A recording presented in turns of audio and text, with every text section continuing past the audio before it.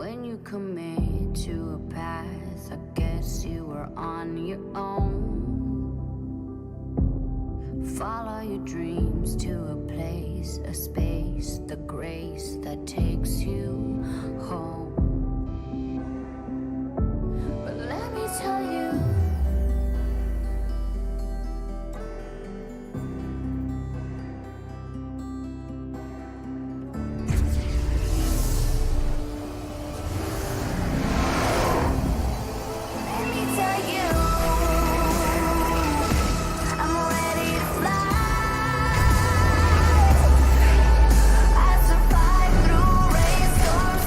storms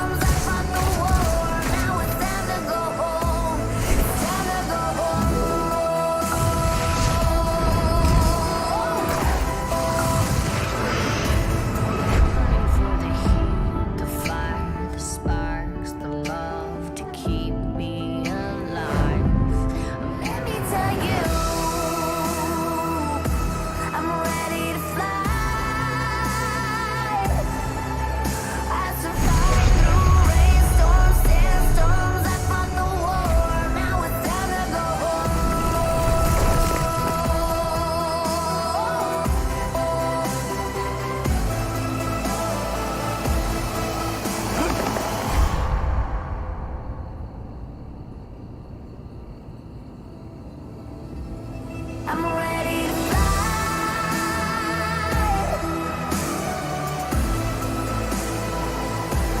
Now it's time to go home.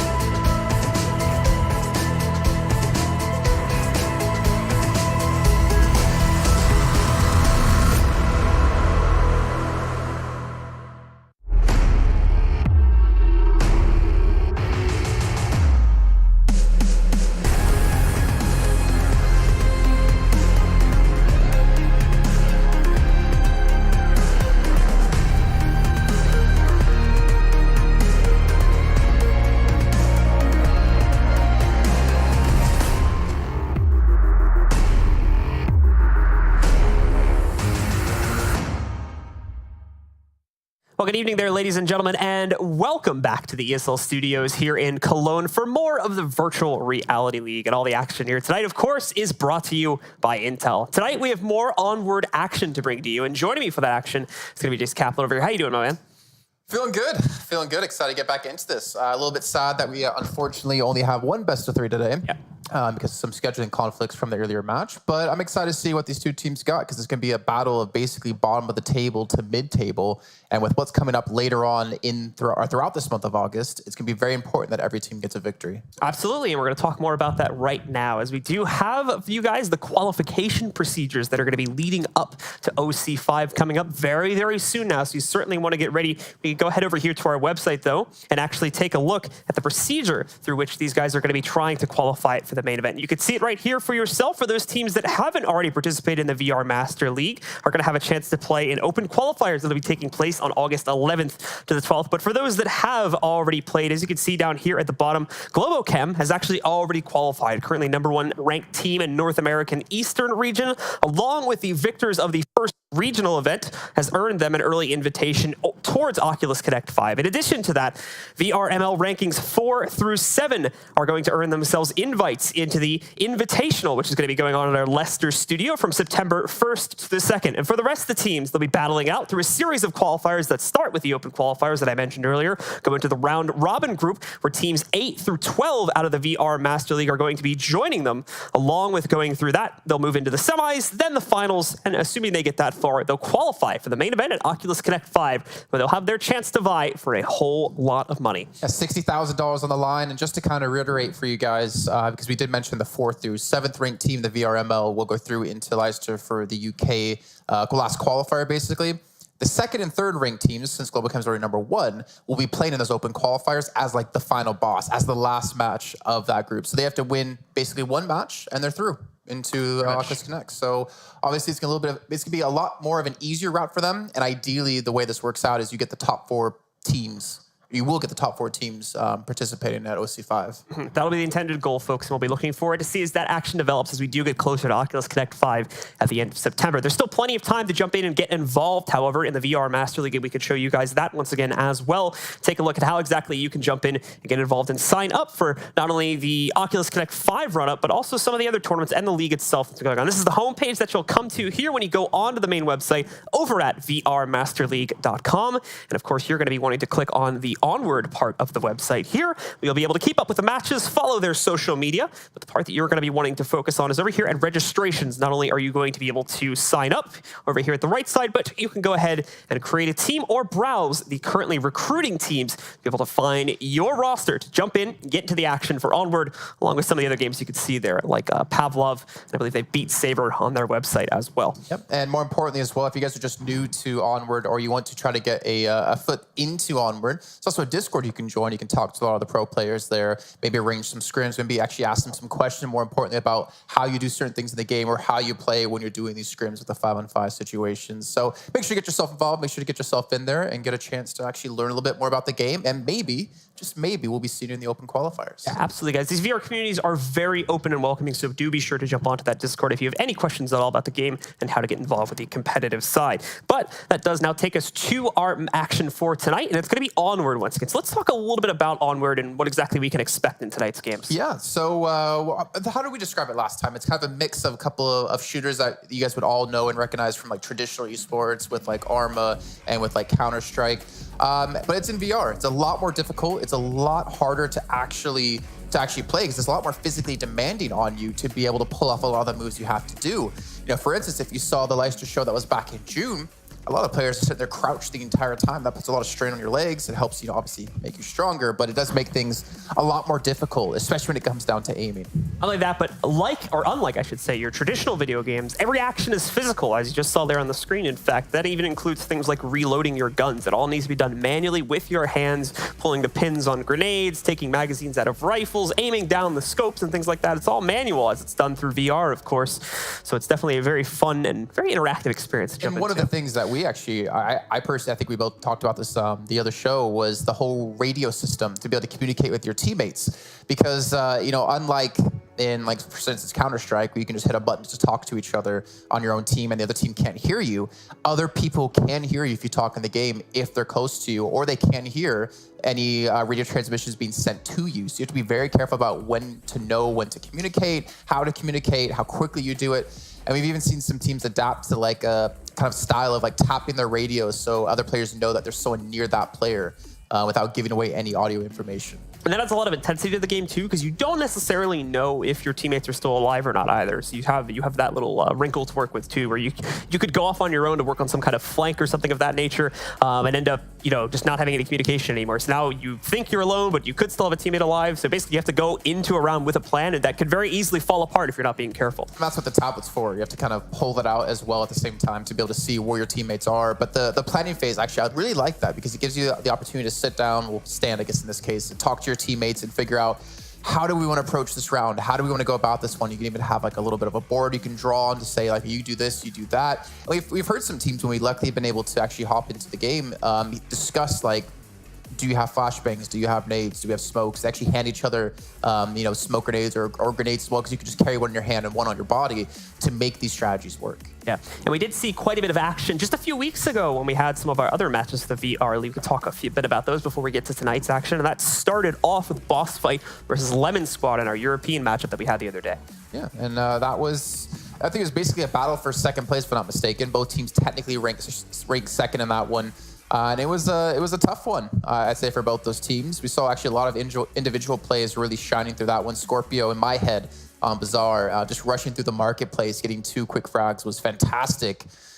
But this was definitely the harder fought game out of the 2 we did bring that other day. Yeah, if I remember correctly, this one ended up going 2-1. Granted, with our front-running team taking the first 2 maps, but we should mention that these series here in the VR Master League aren't your cut and dry normal best-of-3 series. It's just 3 continuous maps that are played out, and the ending score is not 2-1 or 1-2 or even 2-0 or 3-0. It potentially just comes down to the amount of rounds won by each team across all 3 of those maps, and that totals up to a combined score at the end. Yeah, and more importantly, with the way that the VR ML actually works, it matters if you win in a very one-sided fashion, as well as losing in a one-sided fashion, because it bases everything off of MMR, your matchmaking rating.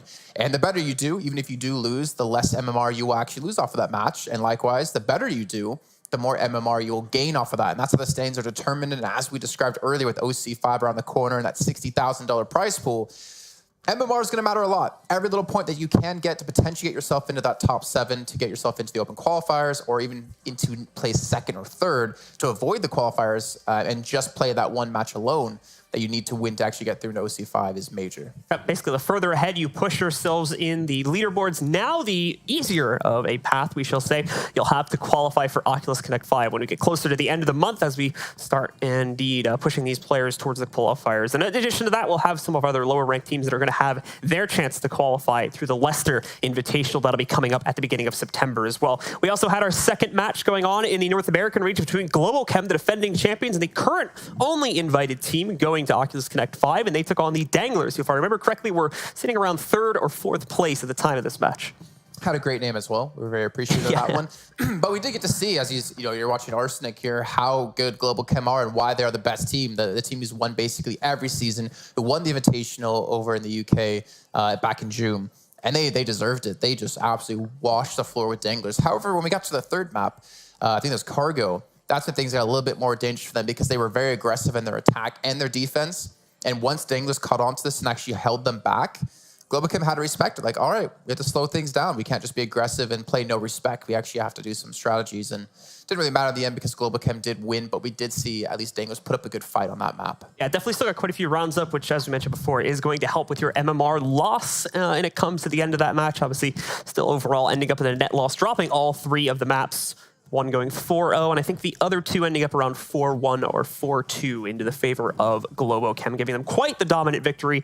But Danglers, as you mentioned, still putting up a decent fight on that 3rd and final map there at the end. Yeah, now can we go and take a look at actually how all the results went down from those matches. It was a 2-1 for Boss Fight in that first match versus Lemon Squad.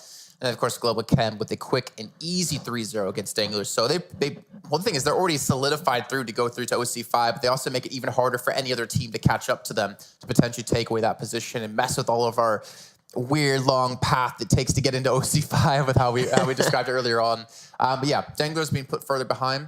I think they're still going to maintain the top 7 position, but they still have to go through those open qualifiers either way. Well, that does bring us to our match that we're going to have tonight. Like we said before, folks, only one, unfortunately, due to some scheduling conflicts, but it should be a pretty interesting one as we have some new blood stepping up to the table. It's a European region match, and it is going to be Pack 1 going up against the Vikings. Yeah, so both these teams, well, at least Pack 1, I guess, like I said, the new blood, the newer team in this one, basically sitting, I think, number 11, if I'm not mistaken, but they are 1-0, to keep that in mind, and they did win 12-4 in their match. And the match they played against Big Red 1's kind of important just due to the fact that their opponents, the Vikings, have played Big Red 1 as well, and they actually lost to them.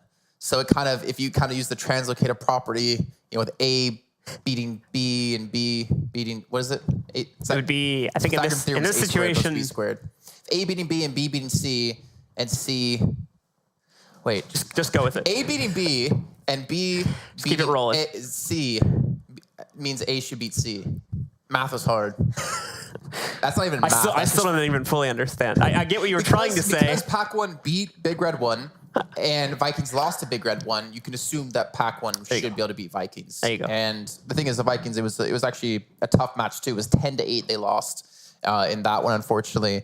But that's quite a big difference, though. Losing 10-8 and then for Pack 1 winning 12-4, like that really kind of shows the difference in skill potentially between these two teams.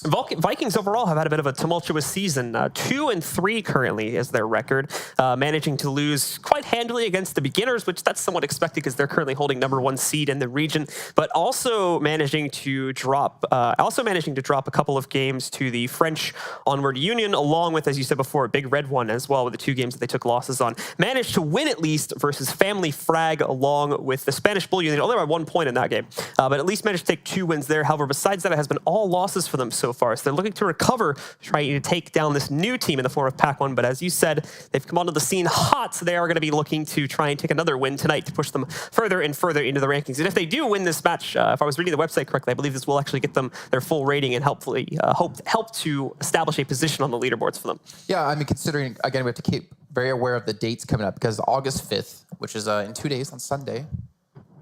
Yep. Yes. Just making sure. On the 5th is the cutoff day for points. So this is a big match for Pack 1. They need to win this one to solidify their position and potentially sneak through to 4th through 7th place. I don't know if they can really do that, but luckily for them, there still is the ability for them to challenge other teams during this period. Whether or not the other teams have to agree and schedule it before the 5th, though, is a little bit of a different story. So I don't know if they could potentially sneak through into the Leicester tournament. But either way, this is a big opportunity for them to show what they've got and get themselves ready for the open qualifiers if they have to go that route. And we have at least 2 more games coming up on Sunday that is going to change up the rankings as well. Granted, those will be in separate regions, but I assume at least one of those will be in Europe, and that could help to kind of shake things up for them a little bit as well. Yeah. Actually, we do have those. Actually, I had the matches. They're in the email. Yeah. Fortunately, I didn't write them down for this because I was focused on today's games. But we'll get to that, obviously, when we do on Sunday. But this should be an exciting day. This should be exciting games. Again, playing all 3 maps. The first one I was told is going to be Downfall as well. And I was looking over if they played this map and actually, again, the translocator property, whatever the hell you want to call this, Vikings did actually win Downfall 4-3. Excellent. Wait. that right? Yes. Okay. They did win Downfall. Double check that. I just had to make sure. I wrote my numbers down in a really odd position. It made no sense. But yeah, they did win that map. So at least they have that victory under their belt. But it's still going to be a tough game because Pac-1 can just completely surprise them. Not a lot of tape on the team. The only matches, even looking through when they did play against Big Red 1, there was no casters in that one. So there was no VODs for it. So you have to wonder, have they played against them before? Have they scrimmed them? We're going to find out. Yeah, I guess we are. As the game is starting now, ladies and gentlemen, so it is time to jump in. Once again, the Vikings going up against the New Blood in the form of Pac-1, looking to claim a spot on the leaderboards here a little bit late in the season, but they're jumping in, and they're jumping in at just the right time as OC5 is right around the corner. So let's get into it. As we can see, very open map here. A lot of open territory for any offensive team to get caught out in this area. It's unlike some of our more close-quartered and I'll say busier maps that we've had before, and the uplink as well, spawning on the back foot position there towards the middle left side of the map, or bottom left side, I should say. Well, let's see. Starting off the bat, again, 6-minute rounds. You can look at Sleepy sitting in this little hut. And actually potentially has the action of all 5 men looking at him. He has to be very careful. Actually, the thing is, we didn't even talk about this necessarily, but Blue, do you have any, potential favorites in this matchup, or are you going with what I'm going with, Pac-1? I think I'm going to go with what you're going with, Pac-1, based off of the previous match's results, basically based on the transitive property, as you said. That's our best indicator to roll with. Translocative property? Yeah. I was trying to figure out if you were trying to say something else, or I think that's an Overwatch term for one of the characters, one of the heroes. But either way, you can see Enoch supporting his teammate here. Going to be playing things relatively slow. You see the uplink on that southwest side of the map, as he did point out.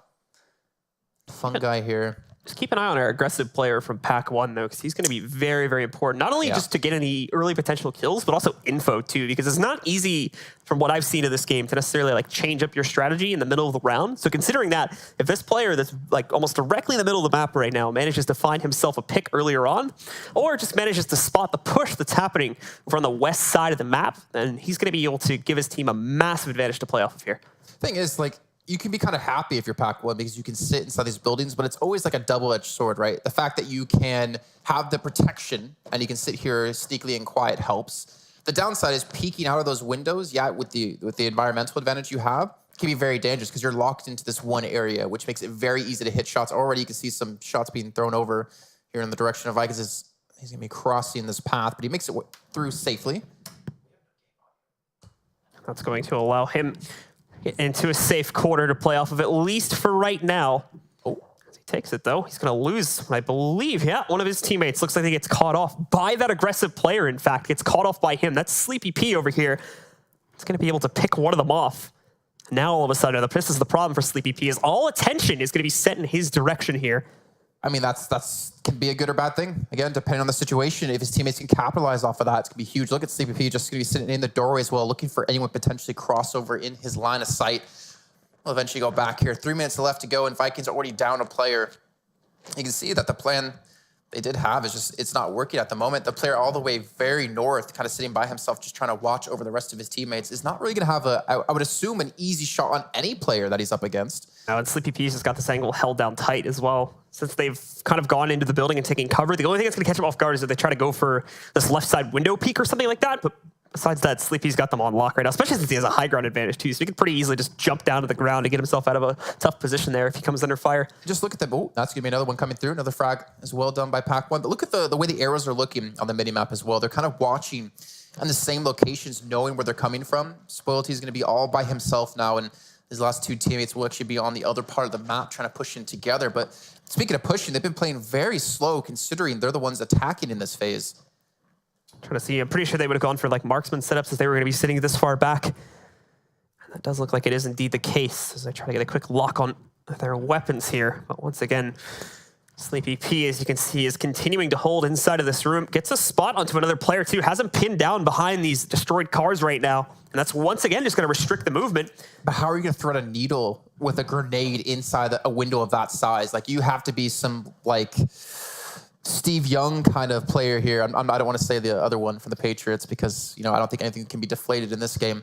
But this is still going to be very difficult. They have another man down who actually could be res back up. Vikings down to their last player. It looks like a second had disconnected as well. Yeah, so yeah, with both of those guys going down, then that is going to give Pack 1 control over the opening round of the game, putting them up 1-0, just 3 more away from being able to take control of the map. I wonder if that's down to the map, a downfall with the positions they were holding defensively. But like Sleepy P, it seemed like he had no pressure. And the angles they had covered just seemed to line up perfectly to protect like an angle that could have potentially shot him. So he's able to hold even more aggressively. Yeah, Sleepy P, once he gets that first kill, it seems like his opponents wanted to try and go for a more aggressive reaction at first. They were kind of staying out in the open, looking to challenge. But as soon as they go behind coverage, that's when he's given full advantage. He has high ground, so like I said before, he can pretty easily either just go inside of the building where he has full coverage or even just go prone where he's more than likely going to be able to get out of line of sight at the very minimum since he has high ground.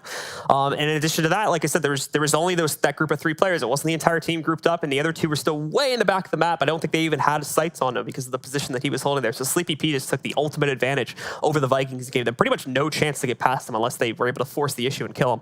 And by the way, for people maybe wondering in chat, we are aware of there was no in-game audio there. We actually fixed that really quickly while we do have this time between the first round and the second. But Pact 1, like, again, we don't know a lot about them. There's not a lot of tape on them. There's no tape on them, actually. Only what the players have been able to see in scrims. But they look damn good. They didn't lose a single person. That was a super clean sweep in the first round. And I'm actually excited to see what they can do later on. Obviously, I want to see them challenge like the higher tier of teams, potentially higher in the rankings. But when we get into the open qualifiers, I'm actually really curious to see how they do. More importantly, it gave their opponents pretty much 0 map control as well, which from what I've noticed has been incredibly important in these matches. We didn't see any smokes either. Actually, just no nades in general. Yeah, I mean, obviously, like the grenades are hard to throw that distance, but like they didn't use smokes to transition. You saw Spoilty just run across, and he actually had a couple of shots thrown in his direction. But yeah, there's like, I don't know, maybe they kind of underestimated Pact 1 there and underestimated like their aim because they just got shot down. The other problem as well is they were still pretty far away from where the uplink's position was. Oh, yeah. So I feel like they were probably saving it until they got closer to an uplink so they could use it to make like a final push to get close enough to send the uplink code. See, thing is like in multiple, okay, so this is actually a good discussion point with you. Because we both have done like a ton of FPS games in our casting career.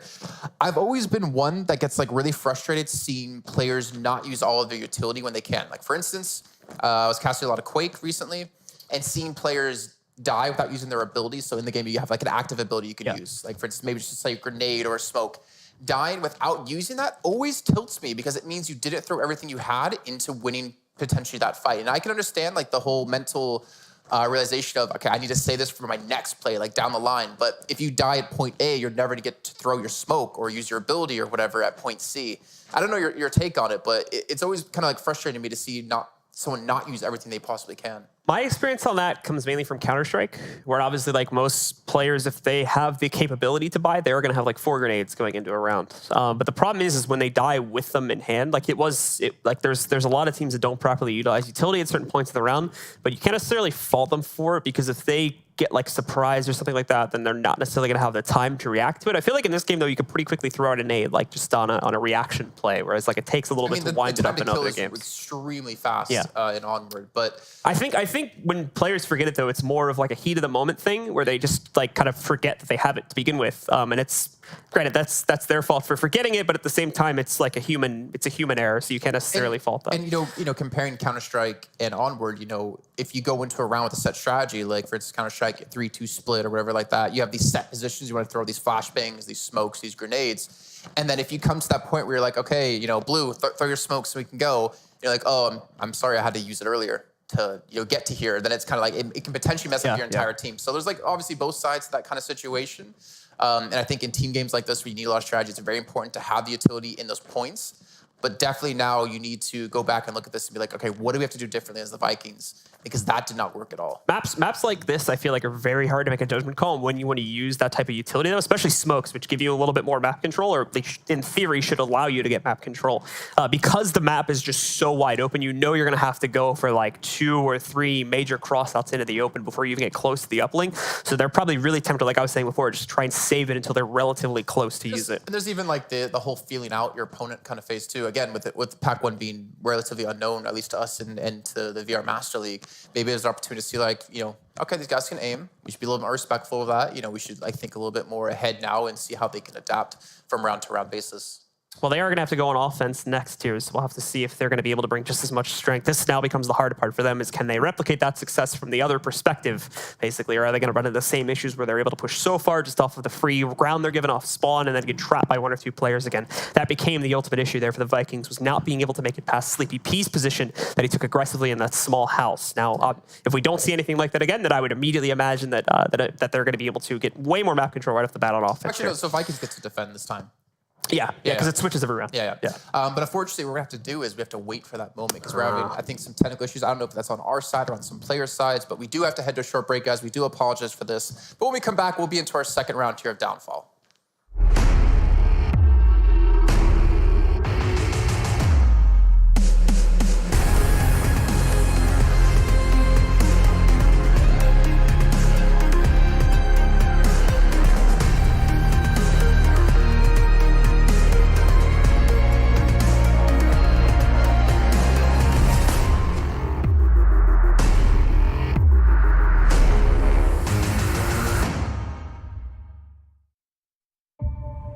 One city,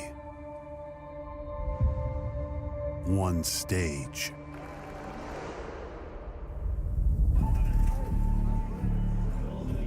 one trophy,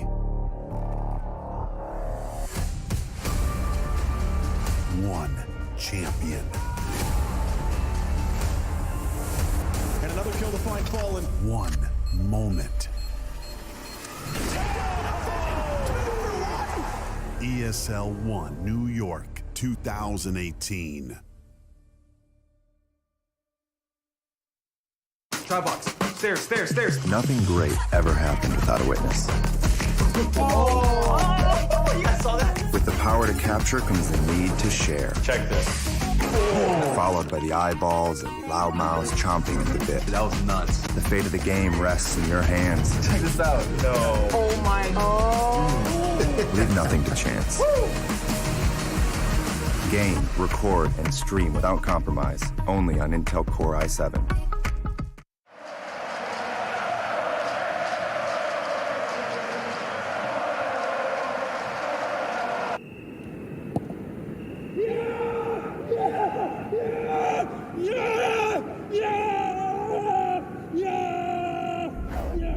Start your esports career now at play.eslgaming.com.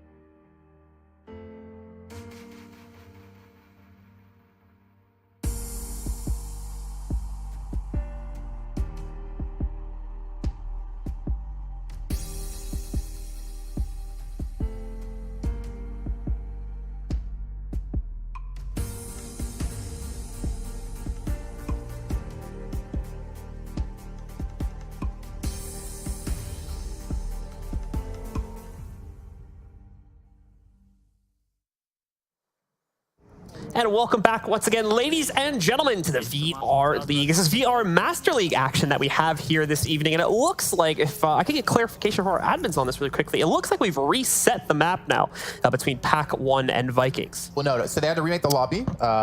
It is actually 1-0 for Pack 1. So we're just continuing on ignoring. Yeah. Okay, gotcha. I just want a clarification on that. Yeah, it's all good. We have the uplink towards the southwest side again, of course. If you missed the first round, Pack 1 took that in a very easy fashion, taking on all 5 enemy players from the Vikings without losing a single person themselves. But now we're going to see with them attacking how they can go about this, or more importantly for Vikings, how they can defend, because that first round was just so one-sided that it left us a lot to be wondered of what they can do here into this next round. It's going to be relatively grouped up here at the start here, as we are going to see Pack 1 making themselves... well, they split up 2 now that we can actually see the player icons here. Just noticed that now. It looked like they were in one big group before, but they have taken a little bit more of a split. They're avoiding the middle entirely, however, whereas it seemed like previously the Vikings wanted to play with it a little bit. Not the case this time. Look at this quick flank, though, from Legless Chicken. He's actually running immediately around. I don't think there's really anyone to spot his direction. So there is a player on the Vikings toward the very south side that looking in that general direction, but that is a very far distance to cover. And he's able to sneak his way in, at least behind that tank. In the meantime, 3 members of Pack 1 sticking together inside this building. I think they're probably waiting for the information to come in from that east side, from their eastern player at a Legless Chicken to tell them if they can push up. And obviously looking for anyone on the Viking side to maybe make a step out of place to catch them off guard and potentially take a very early frag. Right now, nothing being caught, as you said before. Legless Chicken just kind of holding the flank, currently trying to make sure that there's no other aggressive pushes made by the Vikings. Basically, out of what we saw from Pack 1 in the previous round from Sleepy when he made the push way up to the middle house and held that ground for pretty much the entire round. Basically, just want to make sure nothing like that is happening again. Their tag is like throwing me off because it's like so great for him. It's like Sleepy P. Yeah, that's what I thought it was too. And now that I've seen the other names, I feel like a fool in the last round. But it's such a good name for him though. He should stick with it. Yeah, it doesn't work for anyone else though. Irish Wolf P. No, it doesn't. No, yeah. Moxham 92p.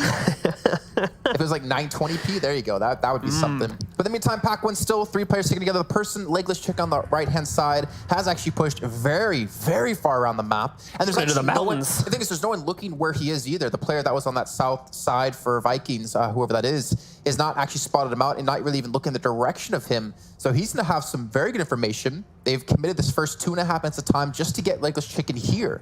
So if he gets caught or does not provide the information that the team needs, then that might be very, very bad for Pack 1. I'm a bit worried about his actual effectiveness if he has to shoot at anyone, though, is going to be the problem. Because if I got a good look onto his character model properly, it looks like he only had ACOG, or not ACOG, excuse me. It looked like he only had like a hollow sight on his gun compared to like an extended sight or something like that, or an ACOG. So that is going to limit his aiming capabilities at range, I fear, if he actually has to get into a firefight. You can see him. You can see him way in the back there on the left side of the screen. He's the one way up in the mountains right now. But this is still a massive position if he actually gets to use it properly. Okay, so I think it's Jamie is the one that's actually looking off towards direction. But I don't think it's why you can see him on the map or on the actual hillside, Legless Chicken. Or you could previously. It's not looking that way though. Look at Jamie. I mean, he has potential vision for it, but that hill provides so much cover that it's still going to be very difficult to spot him out. Chick is not even on the map anymore. I feel like it's a game of PUBG at the moment, like with just using these hills and like never being seen. Like, look, he's been very cautious about pushing. As we can see here, he would not be spotted crossing. But all this time being invested, it's a very smart move. Clearly, they actually thought about the strategy and have implemented it before. And if it works, it's going to work flawlessly. If he can get that first pick or just some sort of information for his team.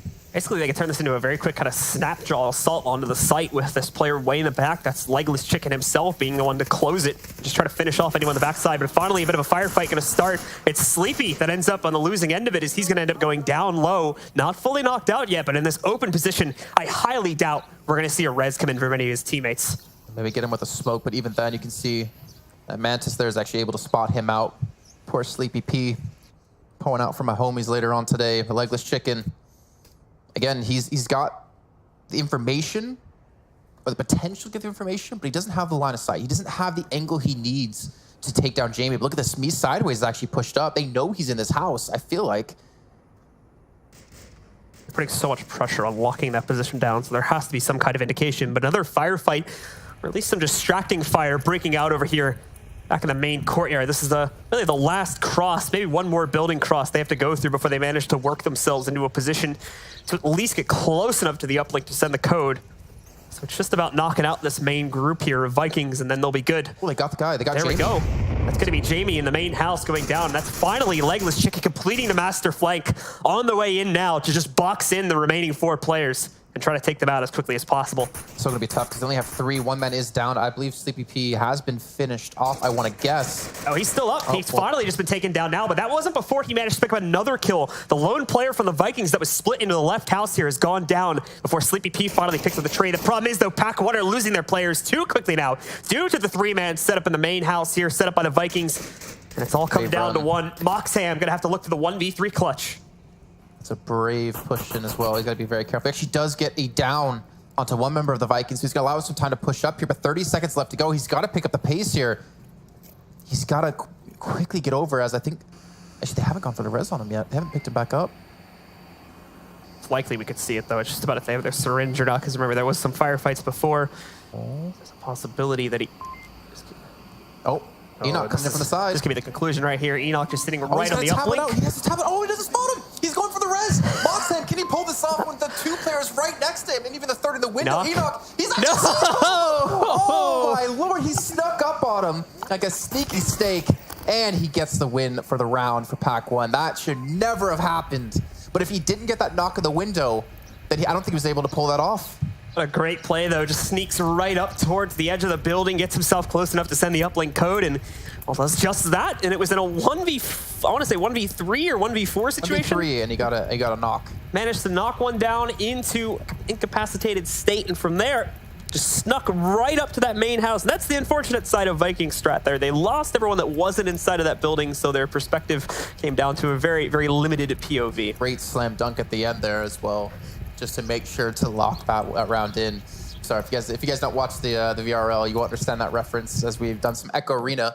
But yeah, the slam dunk worked off. It was a great alley-oop to himself from half court and locked that one down. Listen, I don't watch basketball, okay? I learned that very quickly when we did Echo Arena. I don't think I've ever watched like a full like NBA game. Have you ever played a sport Yes. that's not like ultimate frisbee? Played what's the hockey you play? Street hockey? No, I played Ice hockey? rollerblade hockey. Basically. Yeah, like street hockey. Yeah, but no, like it was like in like actual like skating rinks. But it was just on rollerblades. It's like inline or something. Yeah, like inline hockey or something like that. I played that. Okay, I can respect that. Yeah, and then I ran a cross country in high school. Okay. Cool stuff. Cool stuff. Didn't do very well, but I did. I did participate. Didn't want to say it. You got the participation medal. Yeah, so either way, Pack now up 2-0 up against Vikings. They will be defending now in this next round. And we'll see where the uplink will be placed here on the map. On Downfall, it's our only first map here of the series, as we still have Subway to come up second, and not sure exactly what the 3rd map will be just yet. For anyone that did join us relatively recently and is confused, as we mentioned at the beginning of the last round, this is a continued map. We had to reset it before, so it looks like it just took the scoreboard a little bit of time to update, and we now have Pack 1 at their correct score of 2-0 over the Vikings. So they are 2 away from controlling this map. I've always wondered, looking at player names, by the way, how they come up with those aliases. Like, Legless Chicken. Like... I bet there's a good story behind that one. Maybe? Mine's like really boring. Mine was like, I did like a name generator in an MMO and then just deleted everything else except for blue, and then just deleted the E because it was like 14. I was like, this is edgy. It is edgy, yeah. We actually hear a lot of firefighting going off the bat here. Vikings trying to attack as the uplink is in. The panic comms are coming out too to try to get people out of the open. I think it was just saying move. I actually got my alias, my old alias, from my favorite color. So I named myself originally Silver Saiyan because I love Dragon Ball Z. Oh. Actually, before that, it was like a Gundam character, and then Silver Saiyan, and then I went to Silver, and then I went to Revless, which is Silver backwards, because that's super edgy. And then we won't talk about my alias after that. And then I became just Jason Kaplan, just my name. Though Pack 1 on the defense again have been able to already take down a player from the Vikings within the last 20 seconds, and now a second as well.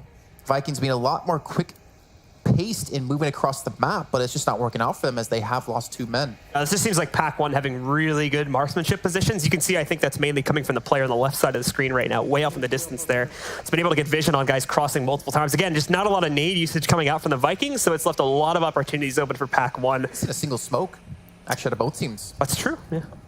So interesting decision by them to not do that. Again, we were wondering if the Vikings are going to have the opportunity to change their plan of attack into their second attacking phase. And as we've seen so far, it seems like not much has been changed in that time we did have with the technical difficulties.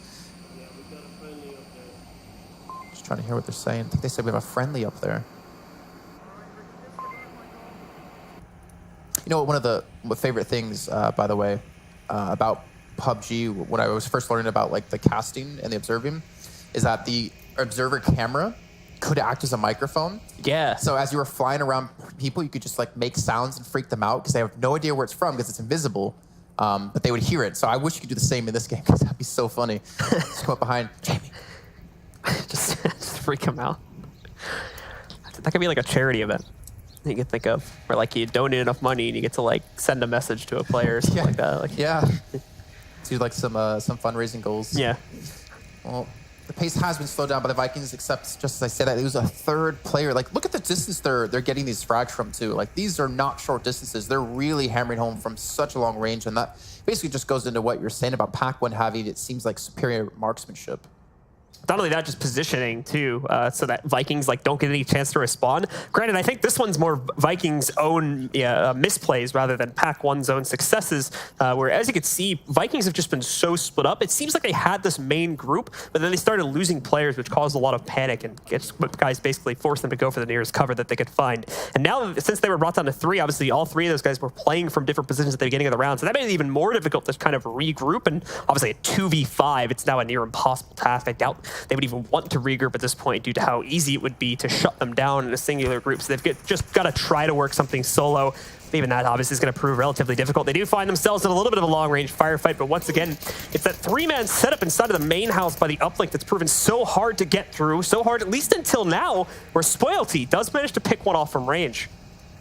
It's a good start for them, but they still have 4 more players. They're in a 2-on-4, now Spoilty is basically giving away his position, and he's going to lose out on his teammate too. Pac-1 taking up another frag, and now it's Spoilty all alone against 4. You saw what could be done in the last round. And well, he won't have a chance here, unfortunately. As he painfully dies on the ground. That was actually his voice, something. Was it? Oh, yeah. No, that was. This is a role-playing game as well. But that's Pac-1 taking a 3rd round now. One more round to close out this first map.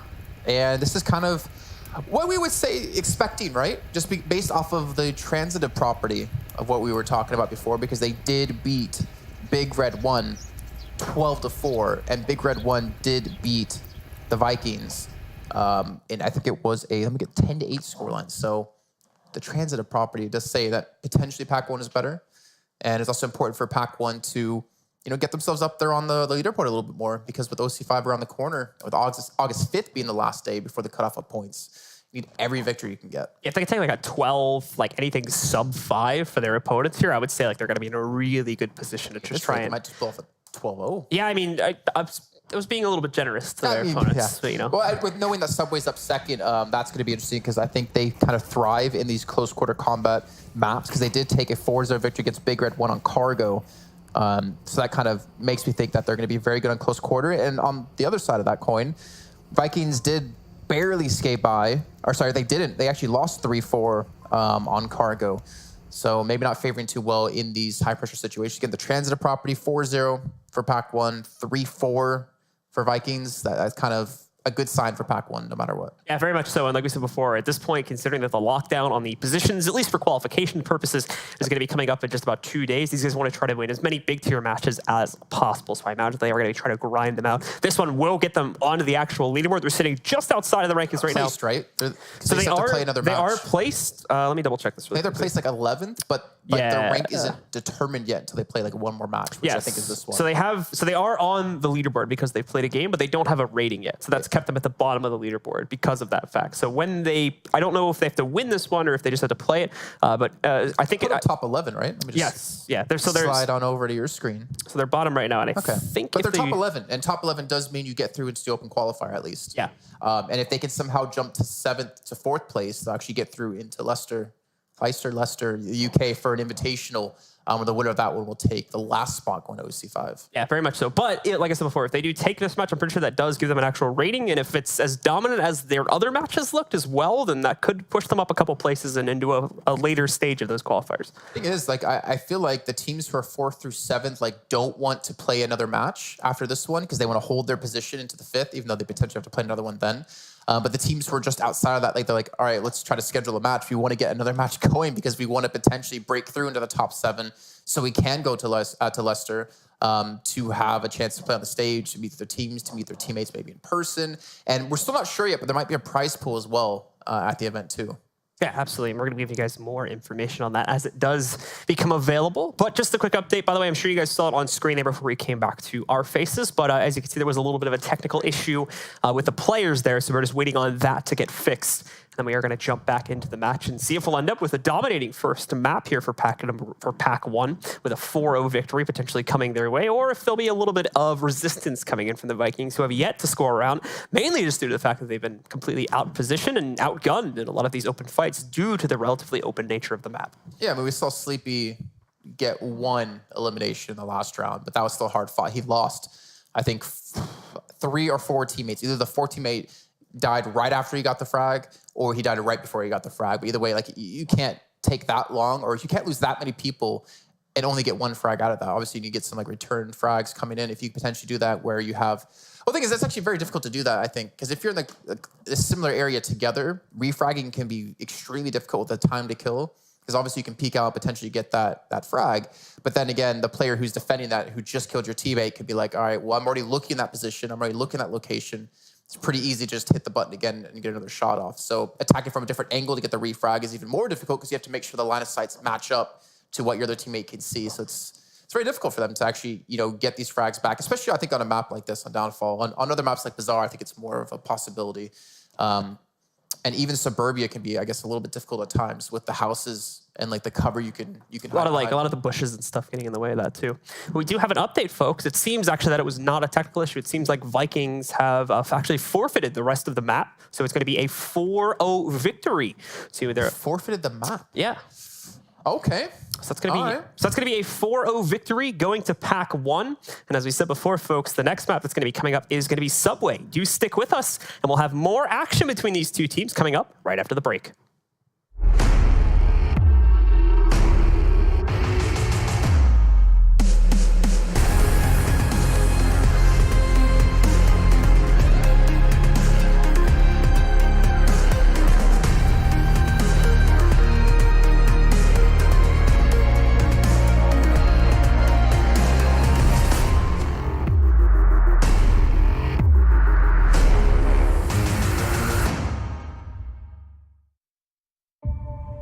One city, one stage,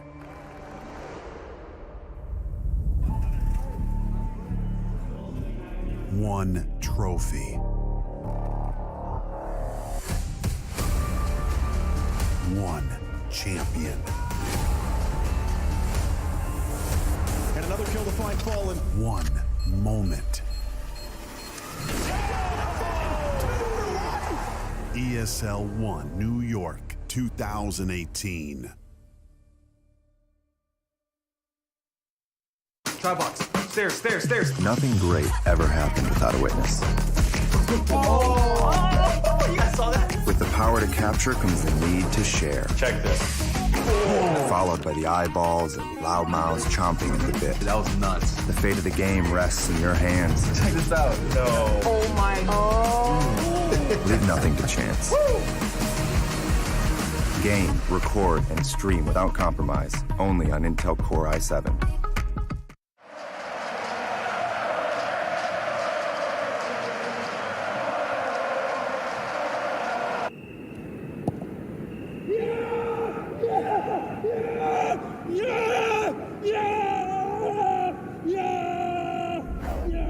Start your esports career now at play.eslgaming.com.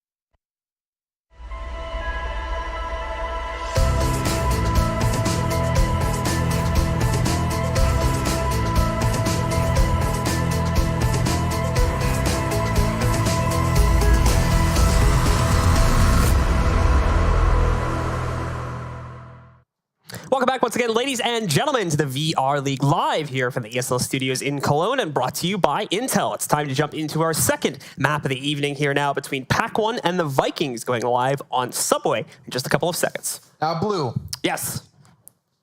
let's talk about this. Vikings down 3-0. And forfeiting the fourth round.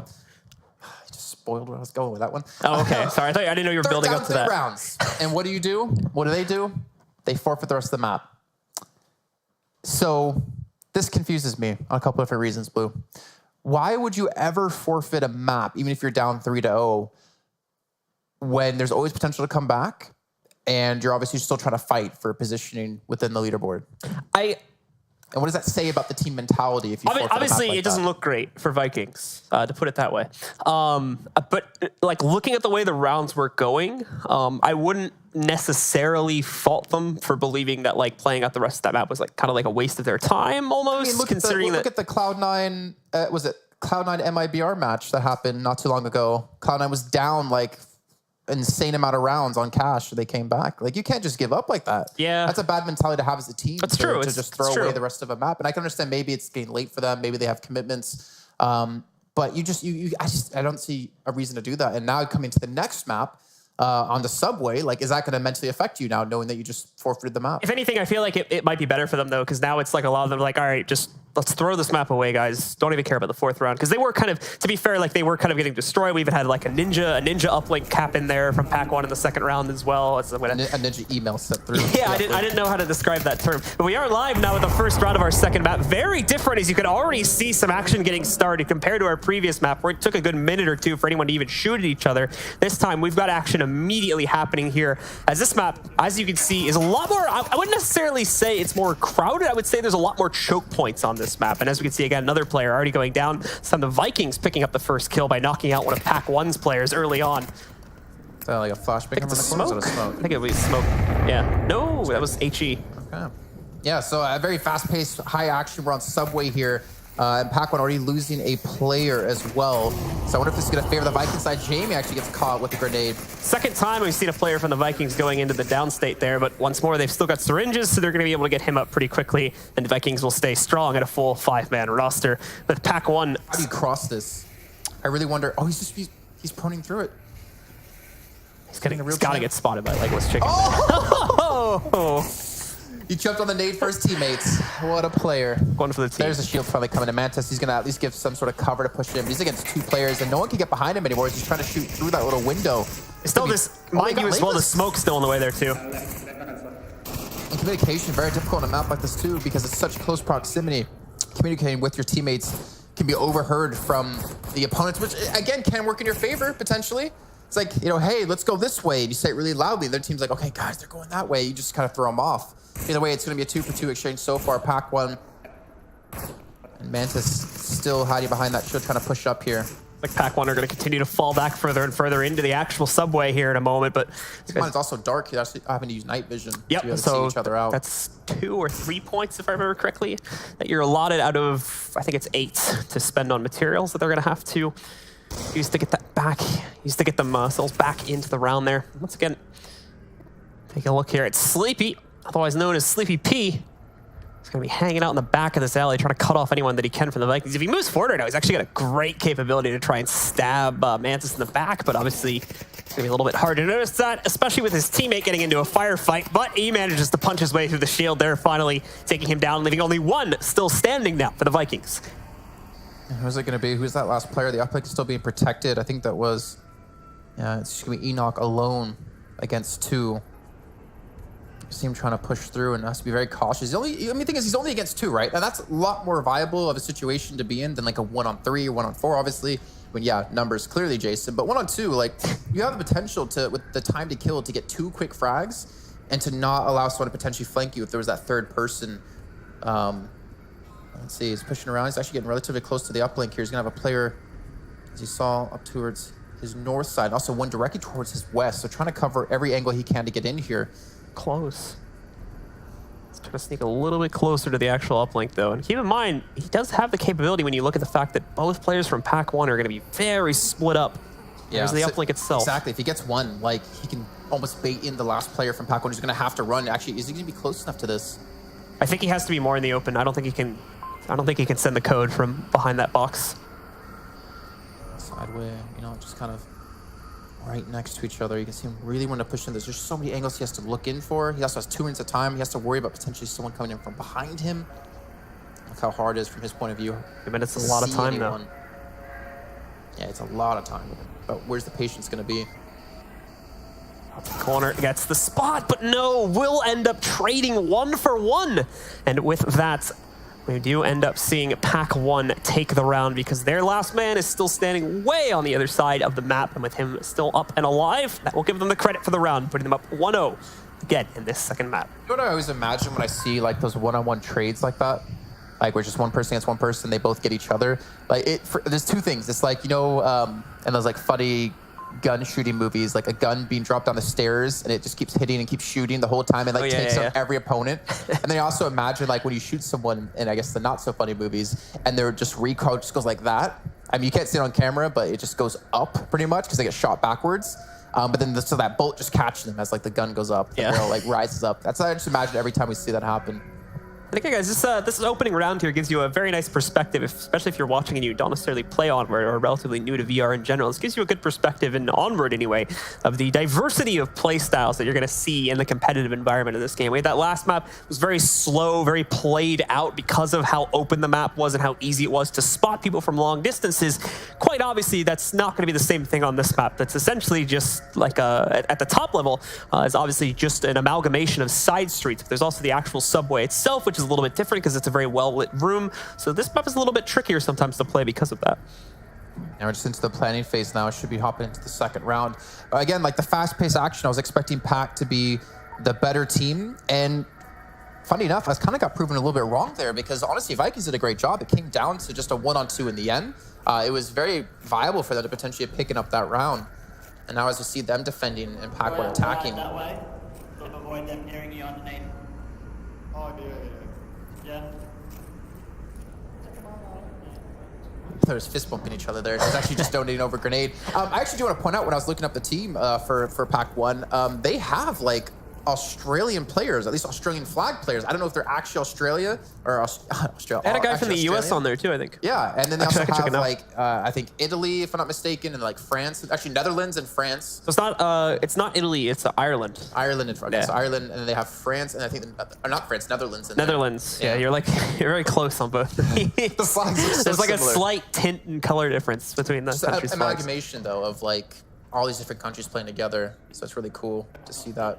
I think it was the Vikings originally were a German-speaking team, and then they did transition over to an English-speaking team with picking up different players. Yeah, Moxham, if these flags are correct, Moxham and Me Sideways are Australian.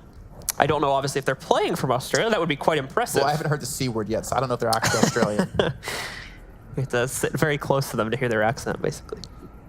They also have, let's see, Legless Chicken hails from the Netherlands. What else we got on the team there? Oh, they're actually pushing up here too. And they're coming in from the north side, which we didn't see anyone on Vikings do on the attacking side. So using that subway to their advantage. This is also, considering the spawn position of the uplink, this is going to be turned into a pretty major choke point. So this is good for Pack 1 to take control of this early on. Thing is, it's like what we saw on Downfall. Have those two players push out that long path, buy some time for the rest of the team to actually make an appropriate attack, and it's just basically the other two members now, because they lost their third, just to hold on, just to stall for as long as they possibly can until their two flankers come in. This is a tough corner for me sideways to try and get around here. Vikings have a very tough lock on this. However, it seems like Jamie's going to get a bit impatient. He'll run right up. Me sideways was ready to take the fight. Doesn't end up doing the necessary damage, though, and the aggressive push coming in from Vikings will work out, getting them an additional kill to make up for the 1-for-1 trade they had before, and it will give them a now 4v2 advantage, assuming they can knock out that third guy from Pack 1 that's just gone down. I don't think we're going to see anyone from Pack 1 to get over to actually res him, so I don't think there's a real chance to be a 3-on-4, but then again, Legless Chicken. Actually, with Jamie pushing up like that, I think he just got the information that, hey, the other two must be flanking. You're starting to see people turn around, look towards that north-hand side. He's flanking to the subway himself, trying to get really aggressive, and the time window that Pack 1 had to use is just dwindling away as Legless Chicken, well, he's going to be a heartless chicken, breathless chicken, Headless. and headless, as he does get picked off. And now it's just Sleepy P all alone against 4. Sleepy P, he's got a man flanking. At least the best sounding name we have so far here in the server with the team tag attached to it. Now he has to clutch, as we've seen again in the past from another member of Pack 1. They were already able to sneak off an uplink send before. They're going to have to attempt to do it once more. Unfortunately, Sleepy's making way too much noise down here. So I fear that the sneaky uplink is going to be very hard to accomplish, and even harder considering that there's now a flank coming in. Yeah, he knew his hand was being forced there and does eventually push out into the up where he will knock one down, but will be unable to pick up the kill. And with that, the Vikings take an immediate response and now tie us up at 1-1. Okay, so Vikings, I mean, that was basically all on Jamie, I felt like, with his aggressive push, and that could have gone really sideways for him if he didn't get that elimination, that frag, as we saw him push out towards that south side. So like with him getting that, then flanking around, getting the information to his team was massive. So guys, the third round will be starting in just a moment as we have our players in the planning phase our now. Contractually obligated time on camera now. Yeah. So yeah, in our contracts actually we have to be on camera for at least 30% of the show. Please go to the solo cam when he does this. Go ahead. How do you do this? It's this way, yeah. Framing your face. Here we go. Hey. Can we get a nice zoom in on that? What's up? Oh, they're going to zoom in. Oh, yep. Just not going to move. I'm trying to make sure it's right, too. Announcement photo. I'll get expanded a bit then for that. There we go. Go right in on the fingers. Okay, that's enough. This is what we do during rehearsals, actually, when we get bored. We just like to do zoom-ins and test our cameramen. Actually, when I did walk in, I know who was on camera at that time. It was Timo. He kept trying to like zoom in on my face. I kept trying to, like dance around him. Did juke him, I think. Yeah, because he's not very good at games, so clearly he's not good at keeping the camera on me. But yeah, so that was the second round. That's Vikings tying things up at 1 apiece, but it's still a technically 1-0 in maps over to Pack 1 as they won 4-0 in the first one on Downfall. And we're back in on Subway. Should be Vikings back on the attack and Pack 1 on the defense. See how it pans out as now we do with the uplink downstairs. Bit of a different position for these guys to play off of in the actual Subway. Still pretty... Oh, sorry. I wanted to hear what they were saying. Don't rush it. We got 6 minutes. That was the German. I could hear the German accent on that one. I love advice like that. It seems like it's like, well, that's obvious. Yeah. But still, you get to remind your teammates of that sometimes. That's the Irish guy, I think. Or the Australian. I love hearing their comms, actually. I think it's really cool that we can kind of hear the spectators as well, just to kind of see what their plan is. Actually, I think if we could see like the planning phase as well, and listening on the planning phases, that'd be really cool as like an intermediate time in between rounds. In the tent. Irish Wolf, hello. I think he got shot in the kneecap there, but he's able to run away somehow. But look at this push coming in. Fungi here. He's got to be careful going down the steps because the shield doesn't necessarily cover his entire body there. Looks like he's made it down all right. They're ready for it. Oh, that didn't go where he wanted. Oh, it did nade. Just not the person we thought. Was that his, though, or was that someone else? I thought that was someone else. And they do get the finish on him. They get the double tap, rule number 4. Oh, and then the counter nade comes in. Double, actually, I believe, on that one. Both of them aren't down yet, but look at Pack 1. They've already pushed up. They know they're going to be able to secure it. They've already gotten one of those 2 players up. The other one, Oh, the nade! where'd it go? Did it go out far enough? Did they realize it is the other question? No, and they did not. They get tied up like a bunch of ragdolls there, and that's going to be a massive advantage going over to Pack 1, just turning this choke point into the gauntlet over here. No one from either side is able to get through. That's really unfortunate for them. The thing is, they're not able to get the finish on him, but you can see Enoch, he wants to get the res in there, but he only has enough to get one. Maybe another player, if he does get him up, has one himself. But he's going to have to ditch this one. Not feeling confident. They don't have a shield anymore, I think, for protection. At the same time, Pack 1 also doesn't want to push out to secure those kills because they know that there's going to be... They don't need to be aggressive. They don't need to put themselves in a position to get shot when they are forcing Vikings to be the one to make the move. Sorry if that's what you're going to... I know that's exactly what you're going to say, but I just, again, contractually obligated time to talk as well as would be on camera. So it looks like Enoch's just going to be pushed back here. Take a quick look, see if they can fish any info off of a tablet. But no, Enoch's just going to make the push at the end of the day here. It looks like try to go down. Bit of covering fire, I would assume. Covering fire? Definitely not managing to not get any enemies here. Oh, look, they actually have a man on Vikings flanking around the south side. Yeah, it's going to be Mantis trying to get in behind, it looks like. Basically, Enoch making the noise, trying to keep the attention on that front choke point, and Mantis is going to go for a bit of a flank right now. So on the minimap, 2 players looking this direction, 2 players looking back. Enoch's actually looking to get in there. He gets one, he gets Jamie up. And then Team kills him.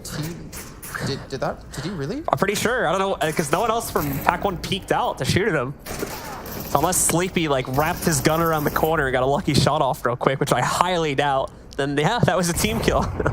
So it's that kind of game. 2 on 4 though, as Pack 1 have actually had a down player. I think Enoch actually got that, maybe potentially off of a nade throw. And Pac-Man actually down 2 now. This is not looking good. I think was it not even the fight? I think it was just Enoch himself that was able to get 2 downs. And he picks up the shield most likely. Or he's trying to. The shield. Having some trouble with it. Let's go check the tablet here real quick too. I think he just needed to check where his team. No, he probably just needs to check where his teammate's position. He's got to be careful. He's going to get pushed here in a sec. What's he doing? Watch out, man. And goodbye to Enoch as he will go down. And we are back into a very dominant position for Pack 1. As now we're left with just our flanker on the other side, Mantis, who's got a good position, but the problem is going to get across this entire train station, basically. He can get close to that uplink. And look where all the arrows are looking from Pack 1, down towards the south side. Mantis alone against 4. Nade comes in. Not going to have anyone actually pick off from that, I believe. Nope, not even close. Clearly wasn't playing football. American football or baseball. I don't know. I don't know how he's gonna do this, Blue. He's got 2 minutes, so time is on his side technically, but just the man advantage is so big. The problem here is this is why they probably went down into that choke point as well. Yes, it is a choke point. It's much better than the ulterior option, which is going through this train station and having like 20 plus potential angles that you have to check on the way through. This is the problem for Mantis. Now, not only does he have to work that angle, but he's got to do it solo, which means he has to play this so slowly. And unfortunately, the time's been run down to where he doesn't necessarily have that luxury anymore. And eventually, he's just going to have to make a big push and hope he can find some success from it, as time is, in a moment here, no longer going to be his friend. You know, I'm standing here, you know, casting this with you and watching them play, crouch the entire time. Just it makes my legs hurt. It honestly does. I don't know how they can do it for such a long time, but... Knees, if anything, your kneecaps. Yeah, I mean, that's the thing. Like, you know, you look at traditional esports and like things like, you know, fatigue and exhaustion come into effect. But when you talk about VR esports, it's completely different, you know, can of worms, because you get physical exhaustion like in your muscles from having to do positions like this, potential like cramps and stuff like that for the positions that you're in. In the meantime, Pack 1 is able to finish off the last player from Vikings and now go up 2-1 in the map. But there's a lot of other factors. Like, I think is at least here in Germany, it has been brutally hot for those who don't live in a hotel at the moment with air conditioning. 34 degrees, about 92 degrees Fahrenheit, and playing in this heat, like you get all sweaty. Like the controllers get sweaty and slip out of your hands really easily. Your face mask gets drenched. As I found out yesterday playing Beat Saber, like it's not easy at all. Solutions for both of those, though. Go on. I was just saying. What are the solutions? Well, the players I noticed the Echo Arena players, they have like rubber hand grips for their controllers so that they don't slip out of their hands. And what was the other thing? I don't know. You said 2. You said there was like the face masks. Yeah. They get the like the leather ones. Yeah, but it still gets sweaty. Yeah, but it doesn't like Get all icky and all that at least. Or that's my concern. The third option is just to have air conditioning, I guess. That's a big investment, Yeah. at least here in Germany. That's like standard in I the US. just can't believe you when you left when we met earlier today. You were wearing jeans. It's 34 degrees, and you're like, I didn't know it was hot. I'm like, oh my god. I thought it cooled down because it was fine yesterday, right? No, it wasn't. It was okay yesterday. No, it was 32 yesterday. The weather here is. And you're just living in your. You didn't even leave yesterday. You said you were in your. You I went to the didn't leave grocery for a store. day and a half. I went to the grocery which store. is like a 2-minute walk for you. Oh man. Let's get back into the game. Let's get back in the game as we're about to start up here. Our 4th round, Pack 1, up 2-1, up 1-0 in maps where they got a 4-0. I wonder if they get 3-1 now, are Vikings gonna forfeit again? I would imagine not, since they were able to take a round and try to take it slow, I think they said. I would imagine not, considering they were able to put up a round and are looking much better here on Subway than they did on Downfall. Rounds have been closer, I'll say, as well, overall, compared to the last map too. So that probably gives quite a bit more reason for them to continue on fighting. Where unfortunately in the last map, as unfortunate as the call to just forfeit the last round was, they were kind of getting destroyed in every aspect of that first map, unfortunately, by Pack 1. So you can't necessarily blame them for it. But like I said, we moved on from that now into the second map. We're now in the 3rd round, or 4th round, excuse me. Unfortunately, Vikings are already going to lose a player due to some very quick movement by Pack 1 to go into that flank angle. Something that Vikings didn't utilize until very late in the round. Oh. Fun guy here is having a really tough time. Trying to shoot around that corner, being very careful. The nade's ready to go too. Actually lost a 2nd player already. Legos Chicken pushes up, gets a 3rd. What is happening? Pack 1 are demolishing them on this round. It's not even from this angle either. They're just holding the line here with these 2 players. It's the other 2 that have gone into the flank and the other entry here into the subway that are just destroying everyone. They've got a 4th player now in downstate, so only 1 remains. We can see him coming over now. That's Jamie. It's going to try to go for a quick res, but even he can't maintain. He goes down, and it's an absolutely flawless performance. I thought they were saying go slow in the beginning when they were in the planning phase there, that last 20 seconds, and that didn't seem slow at all. They just completely walked over him. I think we switched away from the perspective just as they were about to say that. We heard it. It was like, all right, guys, we're going to take this one, and then we switched away. So instead of hearing slow, I think what they were about to say was, let's take this one blindingly quick into that other angle and just rush the crap out of it. That would have said, yes. Yeah. So that was the actual. I got the transcript actually from production. So that's what they actually said. I'm literally in the same room as you. I didn't see production coming. I don't know what you're talking about. Literally, the doors have not opened since I left after the first map. I got it on an email. Your email's not even open. It's on my phone. You haven't touched your phone. You don't know that? I've been watching. You're a proper caster. You don't look at your phone and look at Twitter while you're casting. Maybe it was on my watch, and I looked at my watch because my watch sends me email notifications. Now you're just being a nerd. Either way, 3-1. One more map here, or one more round here for Pack 1, and they have solidified their victory. As we're going to go into the 3rd map, which will, I think, be told in a few minutes what that map will be. Remember, if you're not on the north, or sorry, if you're not on the south, block stays, and the rest of them fall back sideways. Love hearing our German production man not know how to say words in English. Just listening into our players as well here as we're still in the pre-round segment, trying to see if I could get any. Yeah, I just realized people at home can't hear what I'm hearing. He's got a really thick German accent. We go to this round. Pack 1 again, going straight for the, I'm going to call this one the kill alleyway with the way things have happened so far. We're immediately 2 players, 1 from each side, are going to find themselves down. That's what I'm imagining right now. That's, yeah. Okay, so they get the finisher onto 1 player of Vikings as they got the down. A Pack 1 have lost out on a player 2. Again, using the smoke to get across. Smart use. Jamie just trying to crawl out into the open there, see if he could sneak up on anyone. Don't think it's worked out too well. Regardless, the Vikings still have really good control of the alley currently, so they're probably not going to give Pack 1 too much room to work with here regardless. They're not flanking with anyone again, and that kind of like worries me a little bit. Oh, so they're pushing through the smoke. Legless Chicken gets 1. Gets the confirmation on the frag 2, but he actually pushes out thinking there's not going to be a 2nd player, and Jamie does at least get that one back. So now down to a 2-on-3 here. Vikings with the man lead. It's just all about shutting it down, basically, here. 2 remaining from Pack 1. Have some respect for the... Actually, that was an enemy, so it's like knocked him over, like, get out of here. Moxham, though, looking to push up. Should be heard, I feel like. Look at them. Enoch's got the angle on the right side, and yeah. Actually, he's still alive, so he gets a 1-for-1. But he actually gets the elimination, though, with his. So Spoilty now, actually, well, he obviously finishes him off. But now it's going to be a 1-on-2. Me sideways against Spoilty and Jamie. And no, he'll actually get flanked from the backside. Jamie likes to play super aggressive and super fast-paced. This isn't the first time we've seen him rushing through. That was like the entire round, too. He was just running all around, basically, trying to go for these, like, really... That's when he was crawling through the smoke. That was the... Even that was relatively aggressive, considering the fact that he puts himself in the open like that. Good news is it's dark map for one, so it's obviously going to be harder to see any movement in general. And second thing as well is there was that smoke there, so he was able to play that pretty safely. Besides that, yeah, he was just like running around corners like crazy, playing extremely aggressive, but that apparently seemed to be exactly what the Vikings needed as they take great control over that round, get themselves up with a second, and now we go the distance, basically, heading into the 6th round. 2 more to go. Remember, it is up to 4 to decide the map victor here, so Pac-1 are still only 1 away from taking it. Yeah, so Pac-1's first attack didn't look that good. They actually, I think they lost that one, if I'm not mistaken. Yes. And then they won the last, 3 out of 4 rounds. But their second attacking phase, looked fantastic. They were so fast, so aggressive to the subway. They actually caught them off guard, and I think they lost out on 1 player max in that. So for Vikings, the pressure's on here.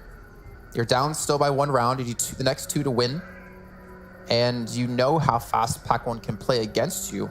And also the potential flank, because where we did see Pac-1 go for this attack route with the uplink here, they actually sent 2 players through the subway to flank around the backside, but Jamie pushed up aggressively towards the south, then was able to make the call that, guys, their 2 players aren't here, so everyone else is able to turn around and face that direction towards the north, and he flanked around from behind them. So I wonder if Pac-1's going to be a little bit more slow to actually punish Jamie for doing that if he tries to get aggressive again, or if they're just going to continue to try to play the way they've been doing. We're gonna have to see as I can hear the beeping now, which means we're getting ready to go into our next round here. Like I said before, the 6th round getting started out of 7 total in the map. Pac-1 have a great chance to shut it down, but the Vikings are gonna try their best to stop that as they go on. Volk now.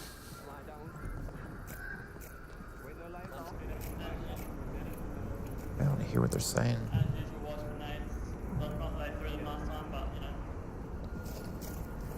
Okay.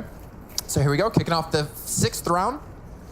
Pac-1 can take the entire series with this round victory, but we still will be going to a 3rd map, which, from my translation of what I heard from our German production man, was Tanker.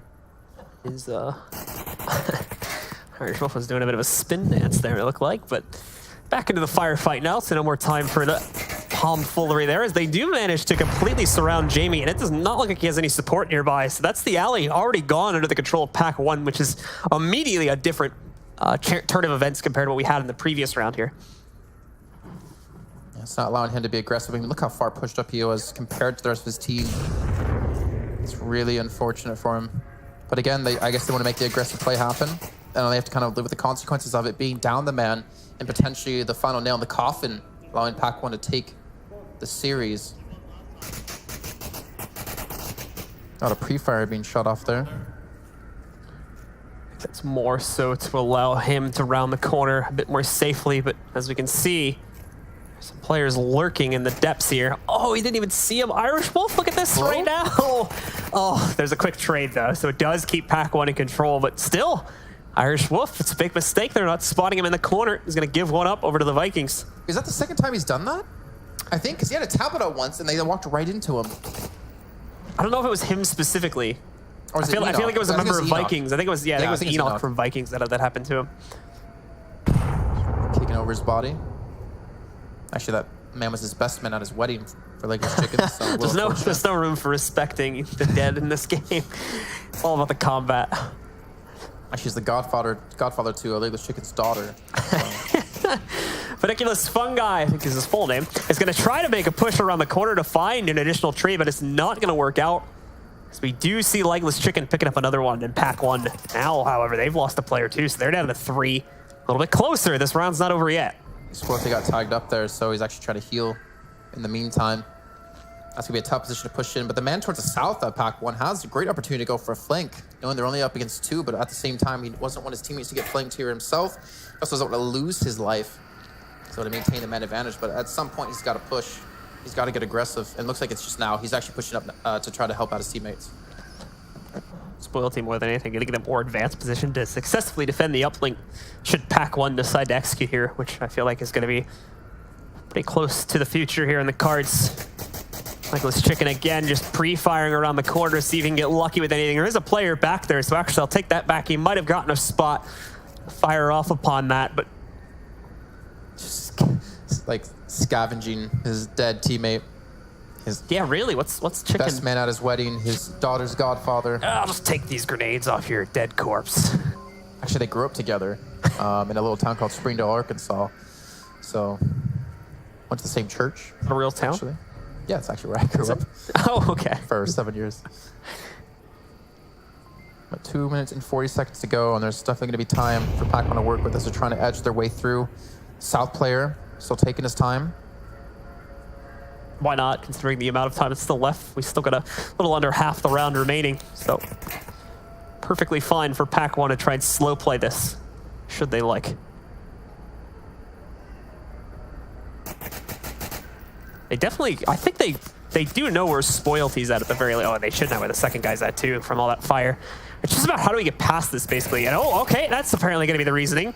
So just go in and take a 1-for-1 trade. Giving Pac-1 a 2v1 now to try and end the round with Enoch is all that's left. Quickly switches to night vision there to try to get ready to fight, but it's not going to be enough. Pac-1 will take the round and the map now with a final score of 4-2. And overall, we'll put them 2-0 in the series, and I think 8-2 overall on rounds, if memory serves me correct. That does. You can do addition. I'm proud of you. It's not easy to do when you're on air. But that does mean Pac-1 are up technically 2-0 in maps. And let's some highlights, at least for Vikings, because we didn't get to see much of them in the terms of frags in the first map on Downfall. They looked a lot better here. Jamie, gotta give him, like, it's the high risk, high reward situation. You get aggressive if you potentially get like 1 or 2 frags, or you get the 2 key frags you need there, and they can potentially pull off a flank and the information to your team.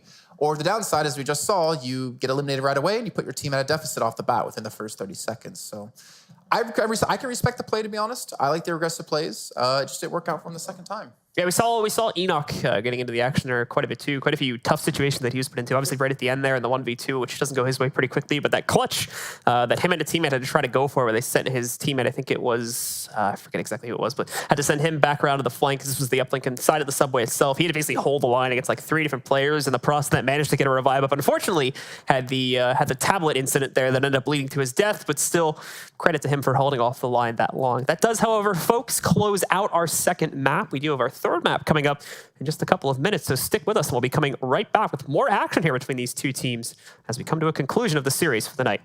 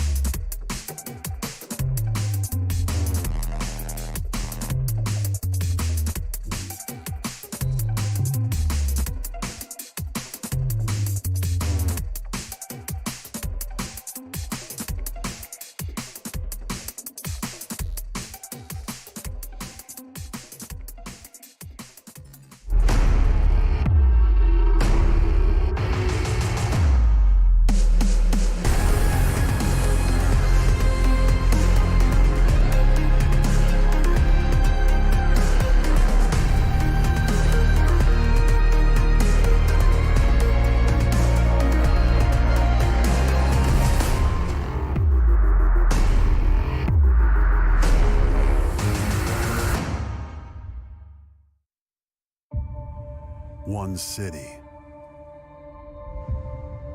one stage.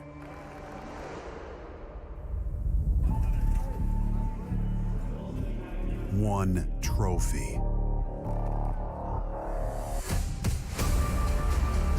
One champion. And another kill to find Fallen. One moment. ESL 1 New York 2018. Try box. Stairs. Nothing great ever happened without a witness. Oh, you guys saw that? With the power to capture comes the need to share. Check this. Followed by the eyeballs and loud mouths chomping at the bit. That was nuts. The fate of the game rests in your hands. Check this out. No. Oh my god. Leave nothing to chance. Game, record, and stream without compromise. Only on Intel Core i7.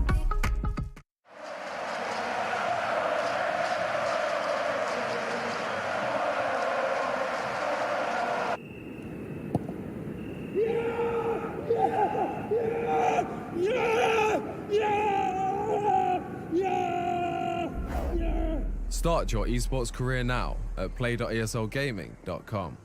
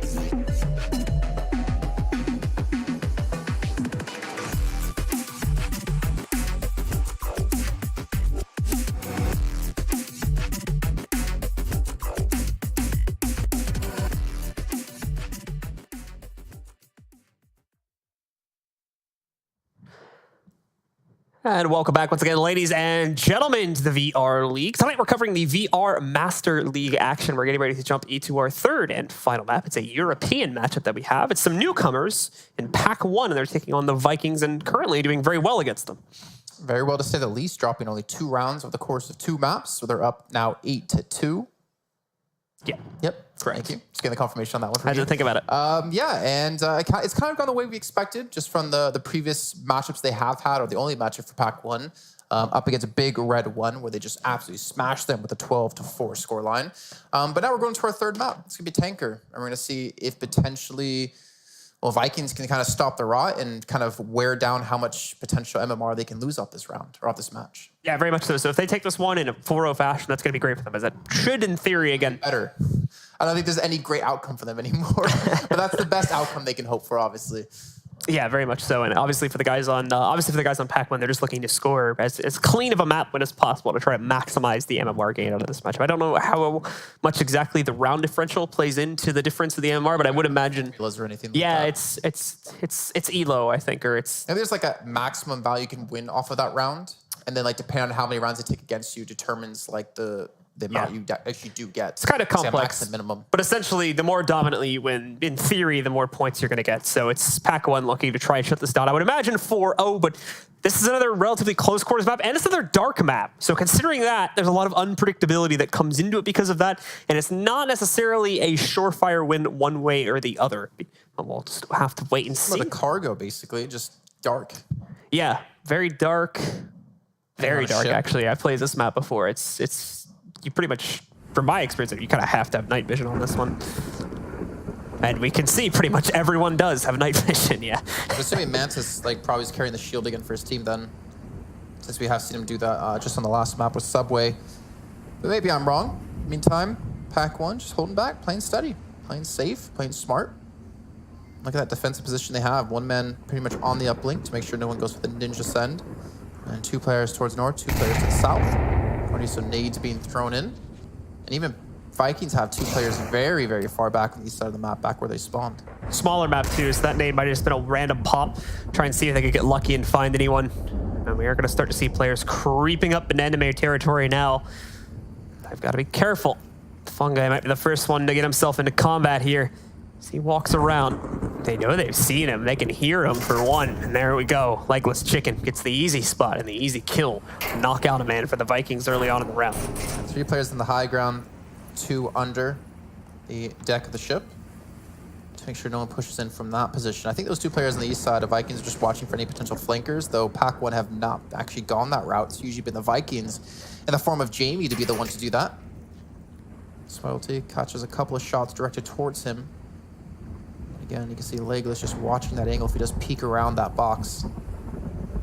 And actually, finally, we're starting to see someone push up. Someone get very aggressive on the low-hand side. It's going to be Moxham. And there's actually... Oh, man, he could pull a big spoiler here for Vikings off the bat. Definitely have to keep an eye out for him. Oh, he's going for it. He's pushing. He's made his way through, so now it's just about working himself to the objective at this point. They hurt him.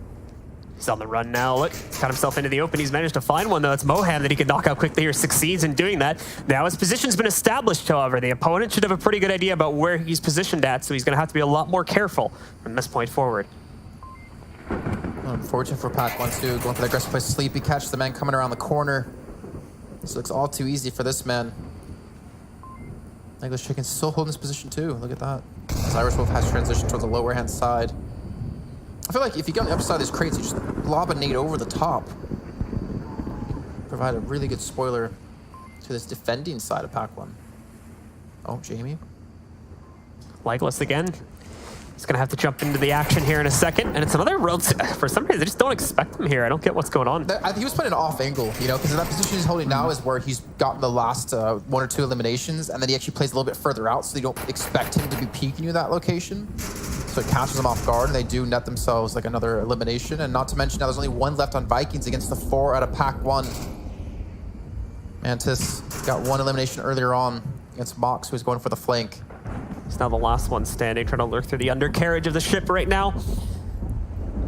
Unfortunately, I imagine that the exit, yeah, we can see it down the hall there.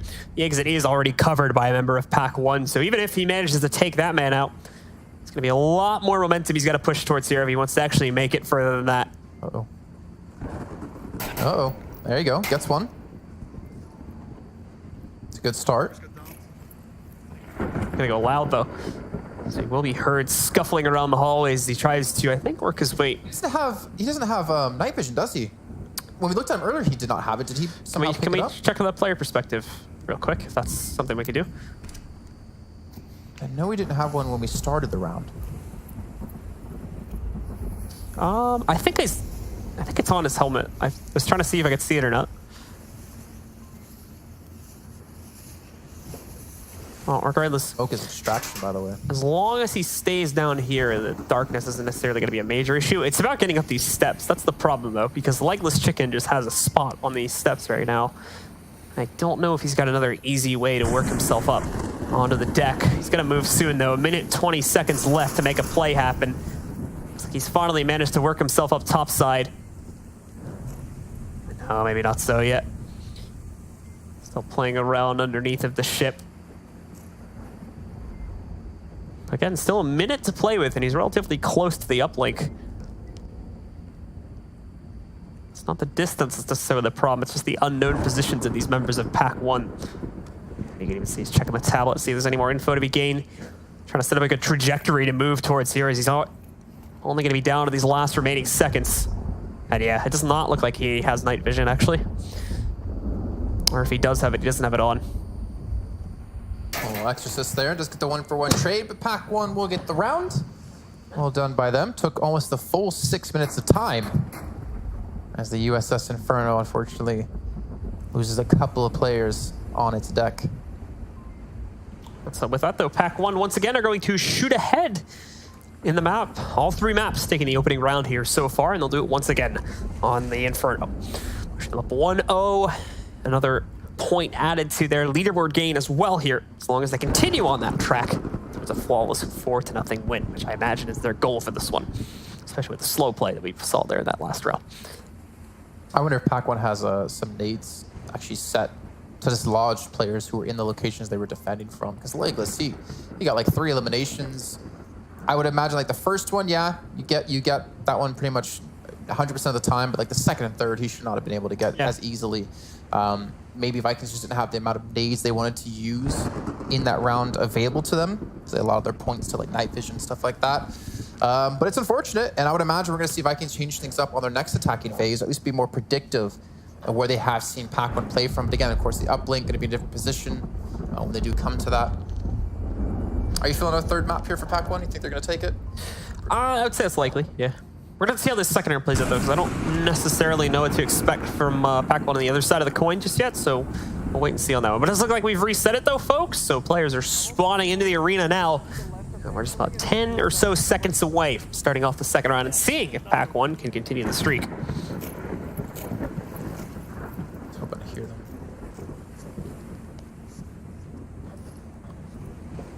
No communication. I think there was a little bit. They were pretty quiet, though. Okay.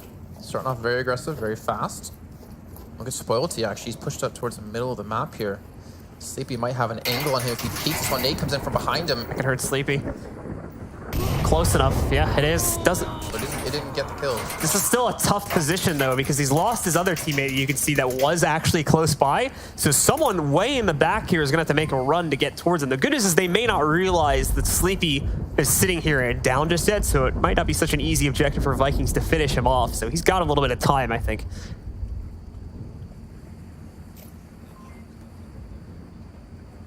Just communicating a little bit here to his teammates. I feel like it's a very real possibility they can get Sleepy up. Here's death screams. I think it's another member of Vikings going down in the distance, actually. Okay, so a long-range shot came through. There's still gonna be a person near where Sleepy was, though. So, like, technically he could cover the angle where Sleepy is. You see him there off towards the top left-hand side of your screen, Mantis. But I don't know if he's actually able to cover because that giant pillar, I don't even know what you call that on a ship, is just blocking out a lot of his angles. You could ideally get in there and get the res. So we have to try to get behind that big smokestack or mast or whatever that is.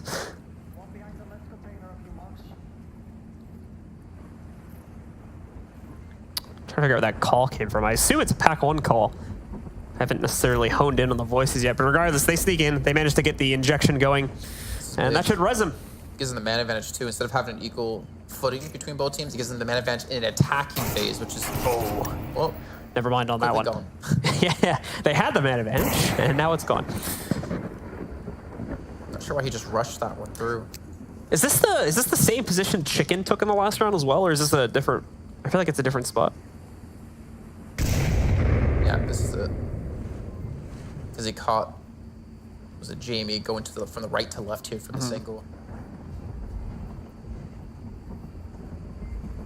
Either way, it's still 3-3. Even having equal footing as an attacking team against defenders is still your advantage. But again, with the time to kill being so fast and Onward, it might not be as big an advantage as it would be in games like Counter-Strike.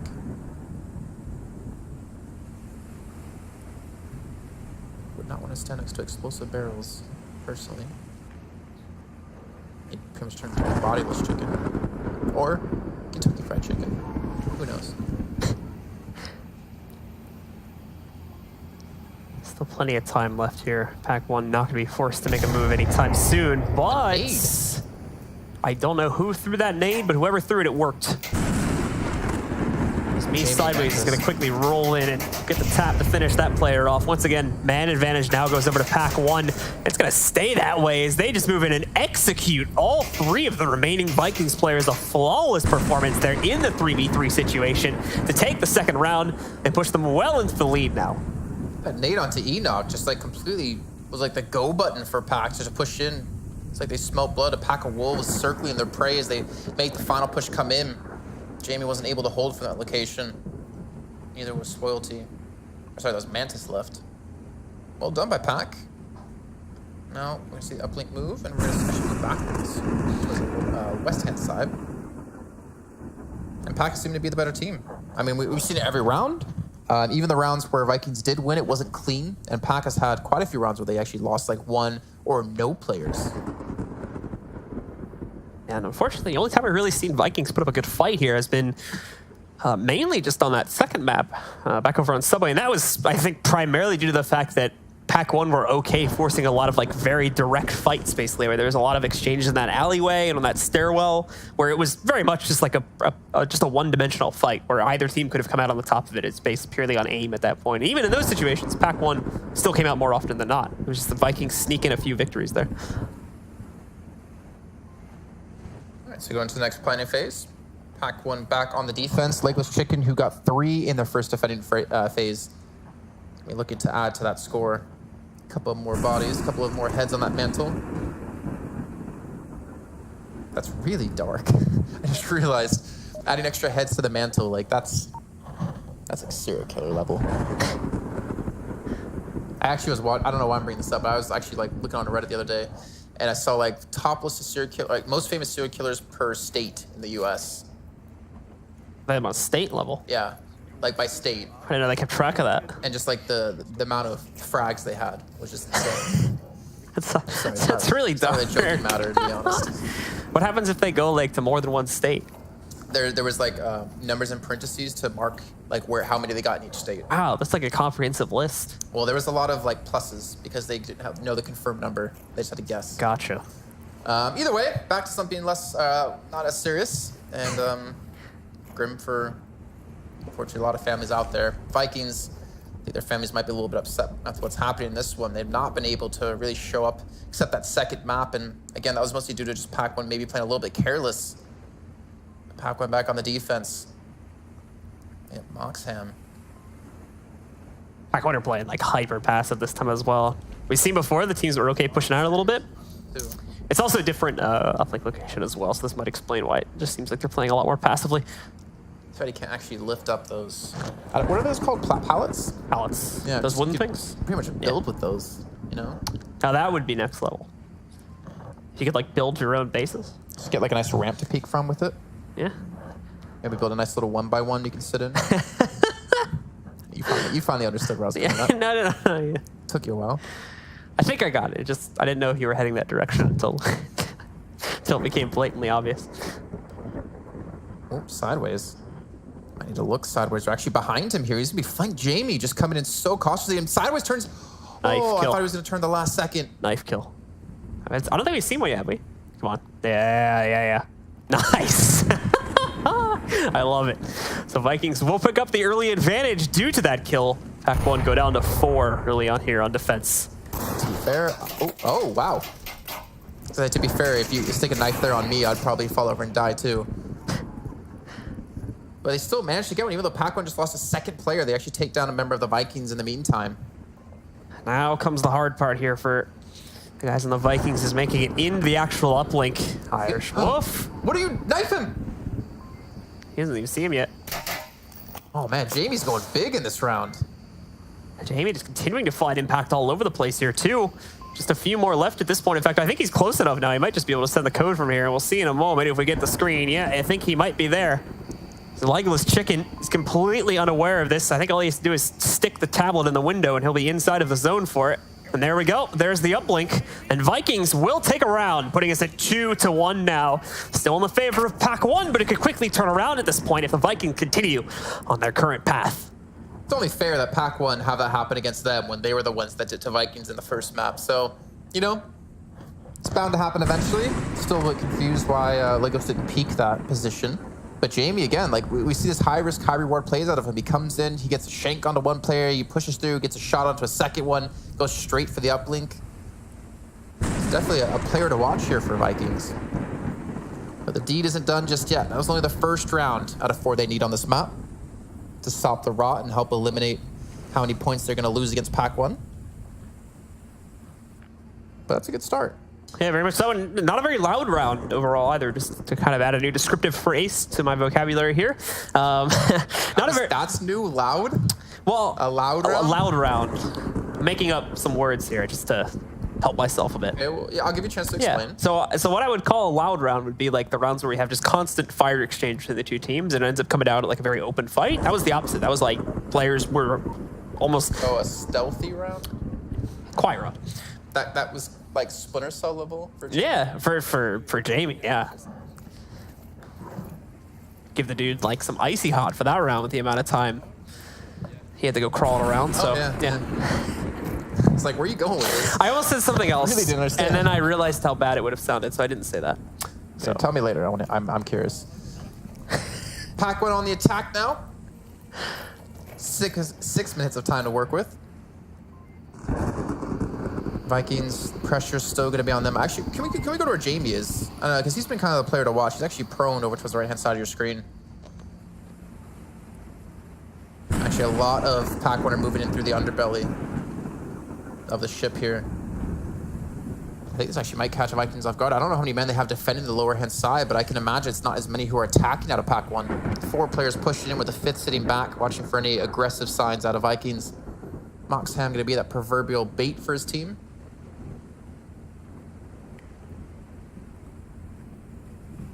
Very slow push, but a very decided push. You can see they just have a big line, a big conga line of players from Pack 1 going through here. So they have to just hope they don't run into someone who has a hard point around the corner somewhere here to try and lock these guys down, as that, in my eyes, would prove very difficult to get past unless they have the nade to deal with it. Pack 1, besides the players that are sitting here in the undercarriage of the ship, they've really only got one other guy in a different position lurking. I don't know exactly who that is, but you can see it on the minimap. Someone's a little bit further back, I think, on the top deck. You know, Moxham. Oh, shots being traded between the two. I think Enoch had to heal himself here. Moxham does get the elimination. Very quiet round so far. Not a loud round, as Blue said earlier. That's some about a game we can bring into this. Descriptors. Yeah. It's a very quad-heavy round. Because, you know, all the squatting. Oh, yeah. Oh, where do you think I was going with it? Oh, I thought you were going to use like a quad-like position call or something like that. That would have been directly porting that from Counter-Strike. So the player who's on the high end, by the way, he's actually pushed down towards the south side. So the distraction of Moxham shooting towards the lower hand side, the underbelly of the ship, has allowed him to get aggressive. Moxham is sleepy, toe and toe, trying to push through here. I want to see who was the player that was on the outside that pushed through, and where is he currently? Because he's still alive. This isn't him. Regardless, this player, me sideways, is still going for a very slow sneak. It seems like Pack 1 are still a little bit uncertain, I would almost say, about like enemy positioning and things like that. But regardless, they're going to get into a massive firefight right here. Do you have... Spoilty was sitting in the back corner. Surprised how quickly he goes down. There is an immediate trade. I don't know if that player stays alive. I think the player from the Vikings also goes down in that firefight too, keeping Pack 1 in a pretty dominant position, 3v2. However, the hero in the last round, at least for the Vikings, is still sitting here on the uplink itself. But E2 is going to be overwhelmed. If he didn't go down to that one, he probably would have gone out of the next one. Mantis tries to move into contest. He gets a double.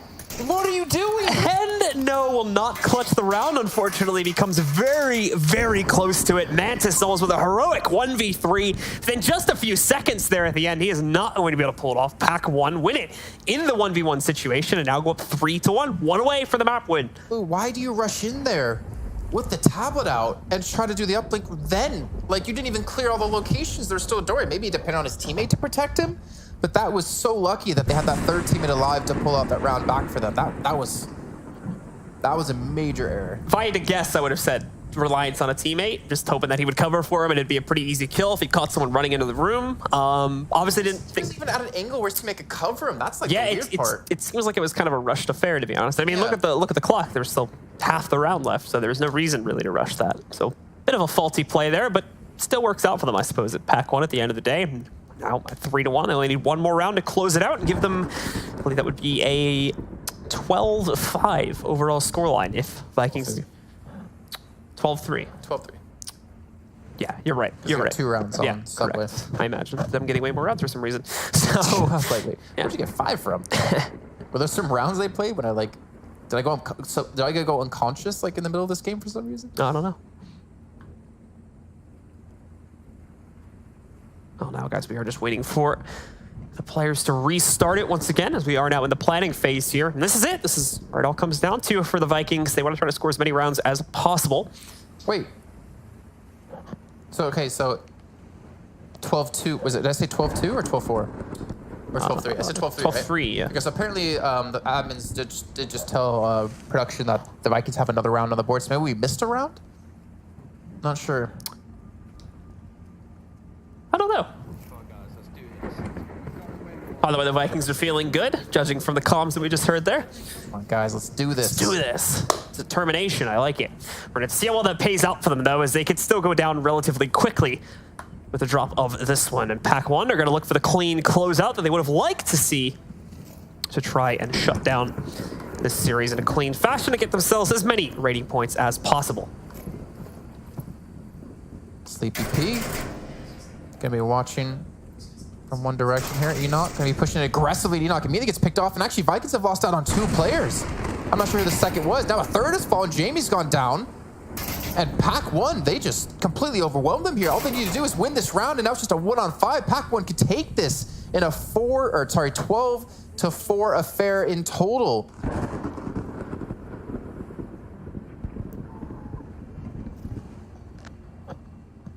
It's come down to one man still standing here, Mantis, and he's going to get eliminated. So that will do it, ladies and gentlemen.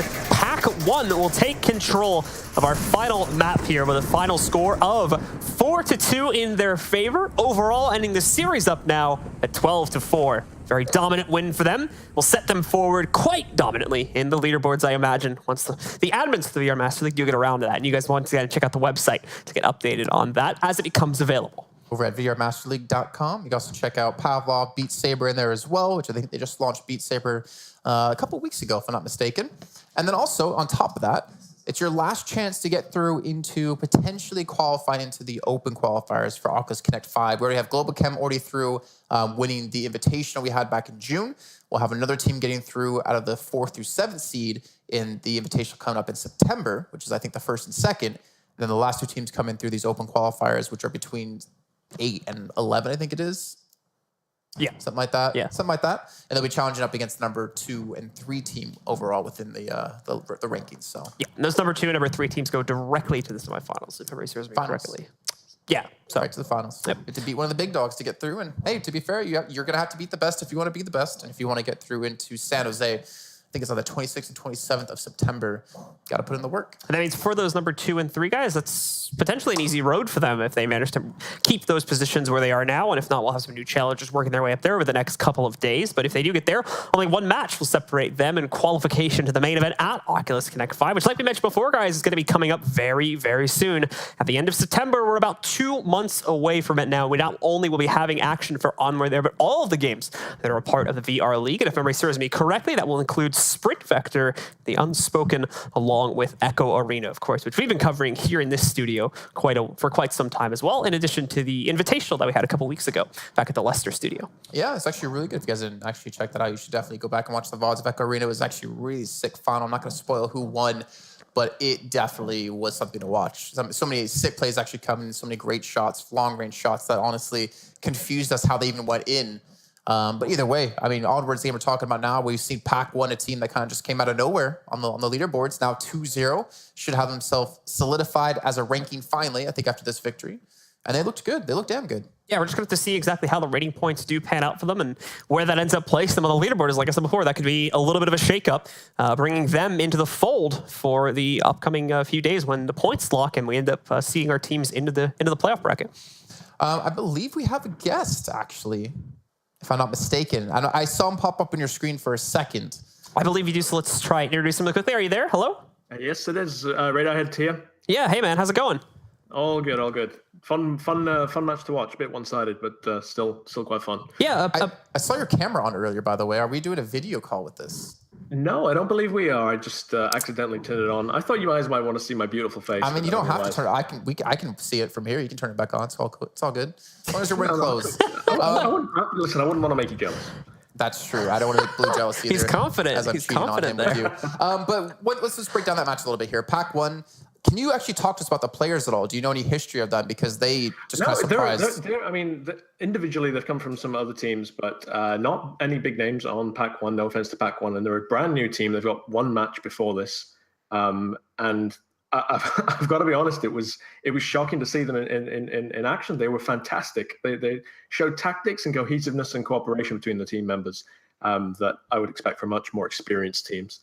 Specifically from that first map, I think would have been the greatest example. And even like in that first round when we saw Sleepy like making that very aggressive push, they seem to have things like completely on lock. And like, is that surprising to see for a new team that they're so well coordinated this quickly? Well, see, the interesting thing to see about Downfall, especially with a new team, is sometimes with the defenders you see them overextend. Now, what we saw from Sleepy was a potential overextend, but instead of pushing past where he was and instead of giving away his position too haphazardly, we saw him tuck in and just pick off enemies. And the other thing he was doing that you might not have been a bit aware of was that he would have been calling in intel, it wasn't just about the kills he was getting. He was able to see all the enemy movements and call them into his teammates who were in much better positions to actually capitalize on it.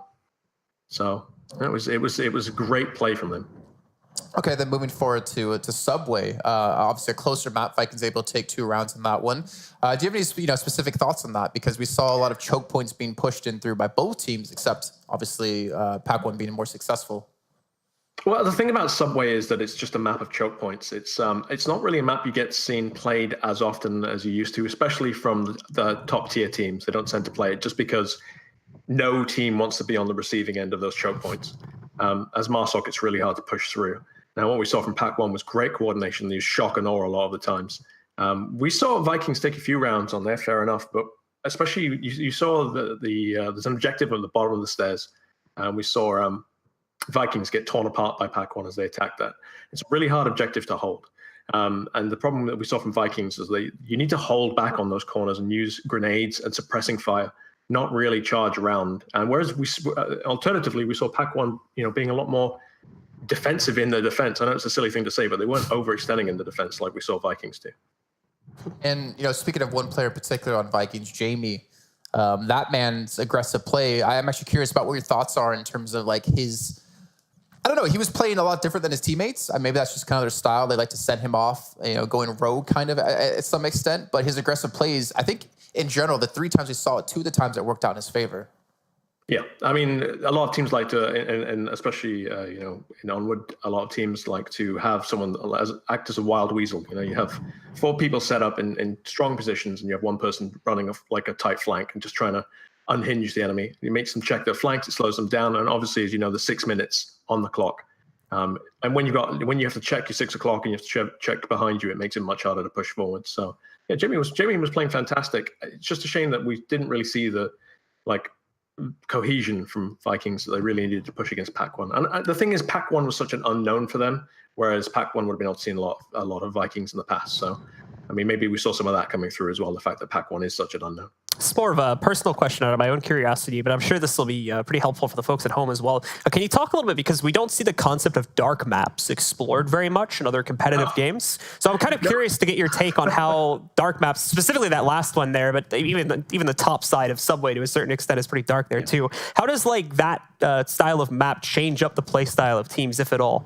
Well, first of all, I mean, what you have to remember is that you have a certain amount of points you can allocate to equipment. And that means you have to take night vision, which means you have to give up something else. Is it a grenade? Is it body armor? So it has that impact straight away, that you have to rethink your loadouts, and you have much less of a loadout if you want to go with night vision. If you go without night vision, then you are asking for trouble. Enemies on both sides, even Volk, who are obviously dressed in black, or Marsoc, who aren't dressed in black, can hide in the shadows and be almost invisible until they fire. So obviously you have the night vision come into it, which then adds another aspect of, even with night vision, it's very hard to see the enemy if they don't move. Whereas in the light map, you can pick them out, that pixel movement, that pixel differential against the background. It's so much harder in night maps. So what you see is it means that defenders or attackers can hide and camp in much harder to see areas and really, really just clean up from those positions. Or hide next to a staircase, as we did see, leading up to a door. Yeah, exactly. I still don't know how that one worked out. But speaking of these teams, really quickly, again with Pac-1 kind of being an unknown here for a lot of people out there, do you rate the opponents they've now played, Big Red 1 and Vikings, as being a top, a mid to top tier team, or do you think there's still a big discrepancy within the leaderboard of like tier 1, tier 2, tier 3 teams? Well, this season's been much tighter, and we've seen a lot of upsets this season. But I don't know. Vikings, I've still got a way to go with the team play. Pac-1 being a brand new team was surprisingly good, and I'm really looking forward to see what they bring to the season next season, basically. And also they got the wild cards, as you mentioned. They still have an opportunity to make it this season. And it'll be interesting to see how they perform in that, especially against potentially stronger teams. That's not to detract from Vikings. Vikings aren't that experienced a team either. They've only been around just over a season. So it'll be interesting to see how Pac-1 stands up against the more experienced class. But I wouldn't really class either of them at the moment as top tier teams. Certainly, when compared to beginners or Globochem or SMC Tactical or Mob Squad, any of the people we saw at the Invitational, they're not really on the same tier at the moment. All right. But it was interesting. One thing that was really great to see about Pac-1 was just the cooperation. The fact that you saw it again and again, they'd strike as one. Whenever they were on Marsok, you'd see them move in or near the objective. There'd be 2 or 3 defenders left, and as one, they would attack. And we just didn't see that from Vikings. There was a big disparity between the two tactics that we were seeing. Vikings was a lot more, especially after, you guys made a really good point about how Downfall went really bad for them, right? Now, the thing in Onwards is that you can get inside your own head. It shakes your confidence, especially when you lose a map as badly as they lost that first one. They might have, in any other day, they might have taken that second map, but the moment you lose that first map that badly, it puts you on the defensive. You're questioning your movements. Your confidence is gone. And I think we saw Vikings kind of retreat inside themselves a little bit, especially in the second and third map. In the third map, ironically, you tend to see teams that are doing badly in the first 2 maps actually win the third map, because in the third map, they don't care. They've lost it already. They've lost the series. So then they come out of the shell. They're not worried about playing so defensively. They're not so scared. But still, Pac-1, we showed that they were a little bit impatient, but they still, dare I say, dominated Vikings. All right. Well, it's going to be fun to see how Pac-1 continues to develop, of course, as we do get closer to those wild cards. And we want to thank you very much as well, Radarhead, for joining us here this evening. Did you have any other questions before we close out? All right, guys. Well, I think that is going to do it, actually, here for the show. So we want to thank you all very much for tuning in once again. We've been live here at the ESL studios, and all this action here tonight has been brought to you by Intel. Don't forget to join us again on Sunday, as we're also going to be bringing you guys plenty more Onward action there. We're going to be having 2 more games, 2 more best of 3s, actually, or 3 mappers, and we're going to be continuing to show off the action as we do lead up to those qualifiers. But once again, that does it for us tonight. Thank you all very much for tuning in, and we'll see you next time here at the VR League.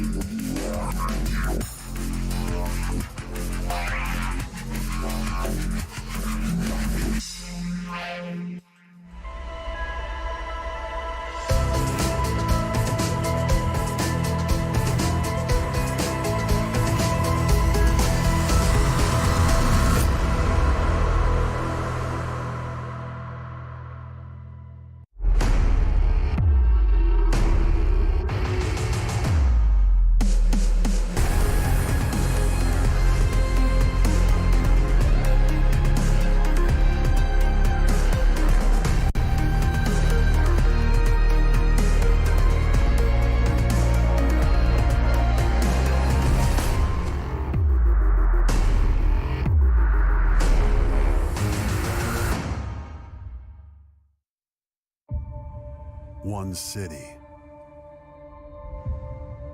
One stage.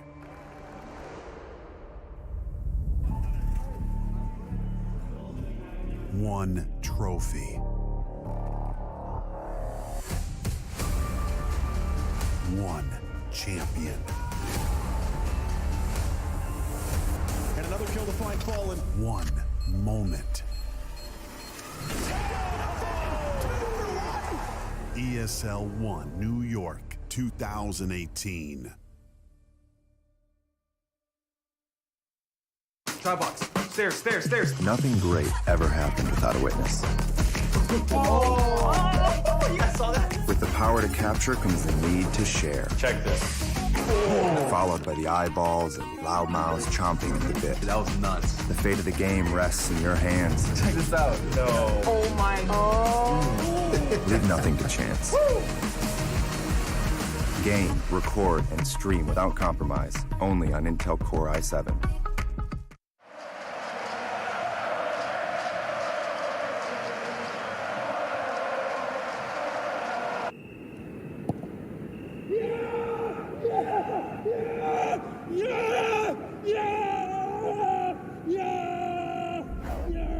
Start your esports career now at play.eslgaming.com.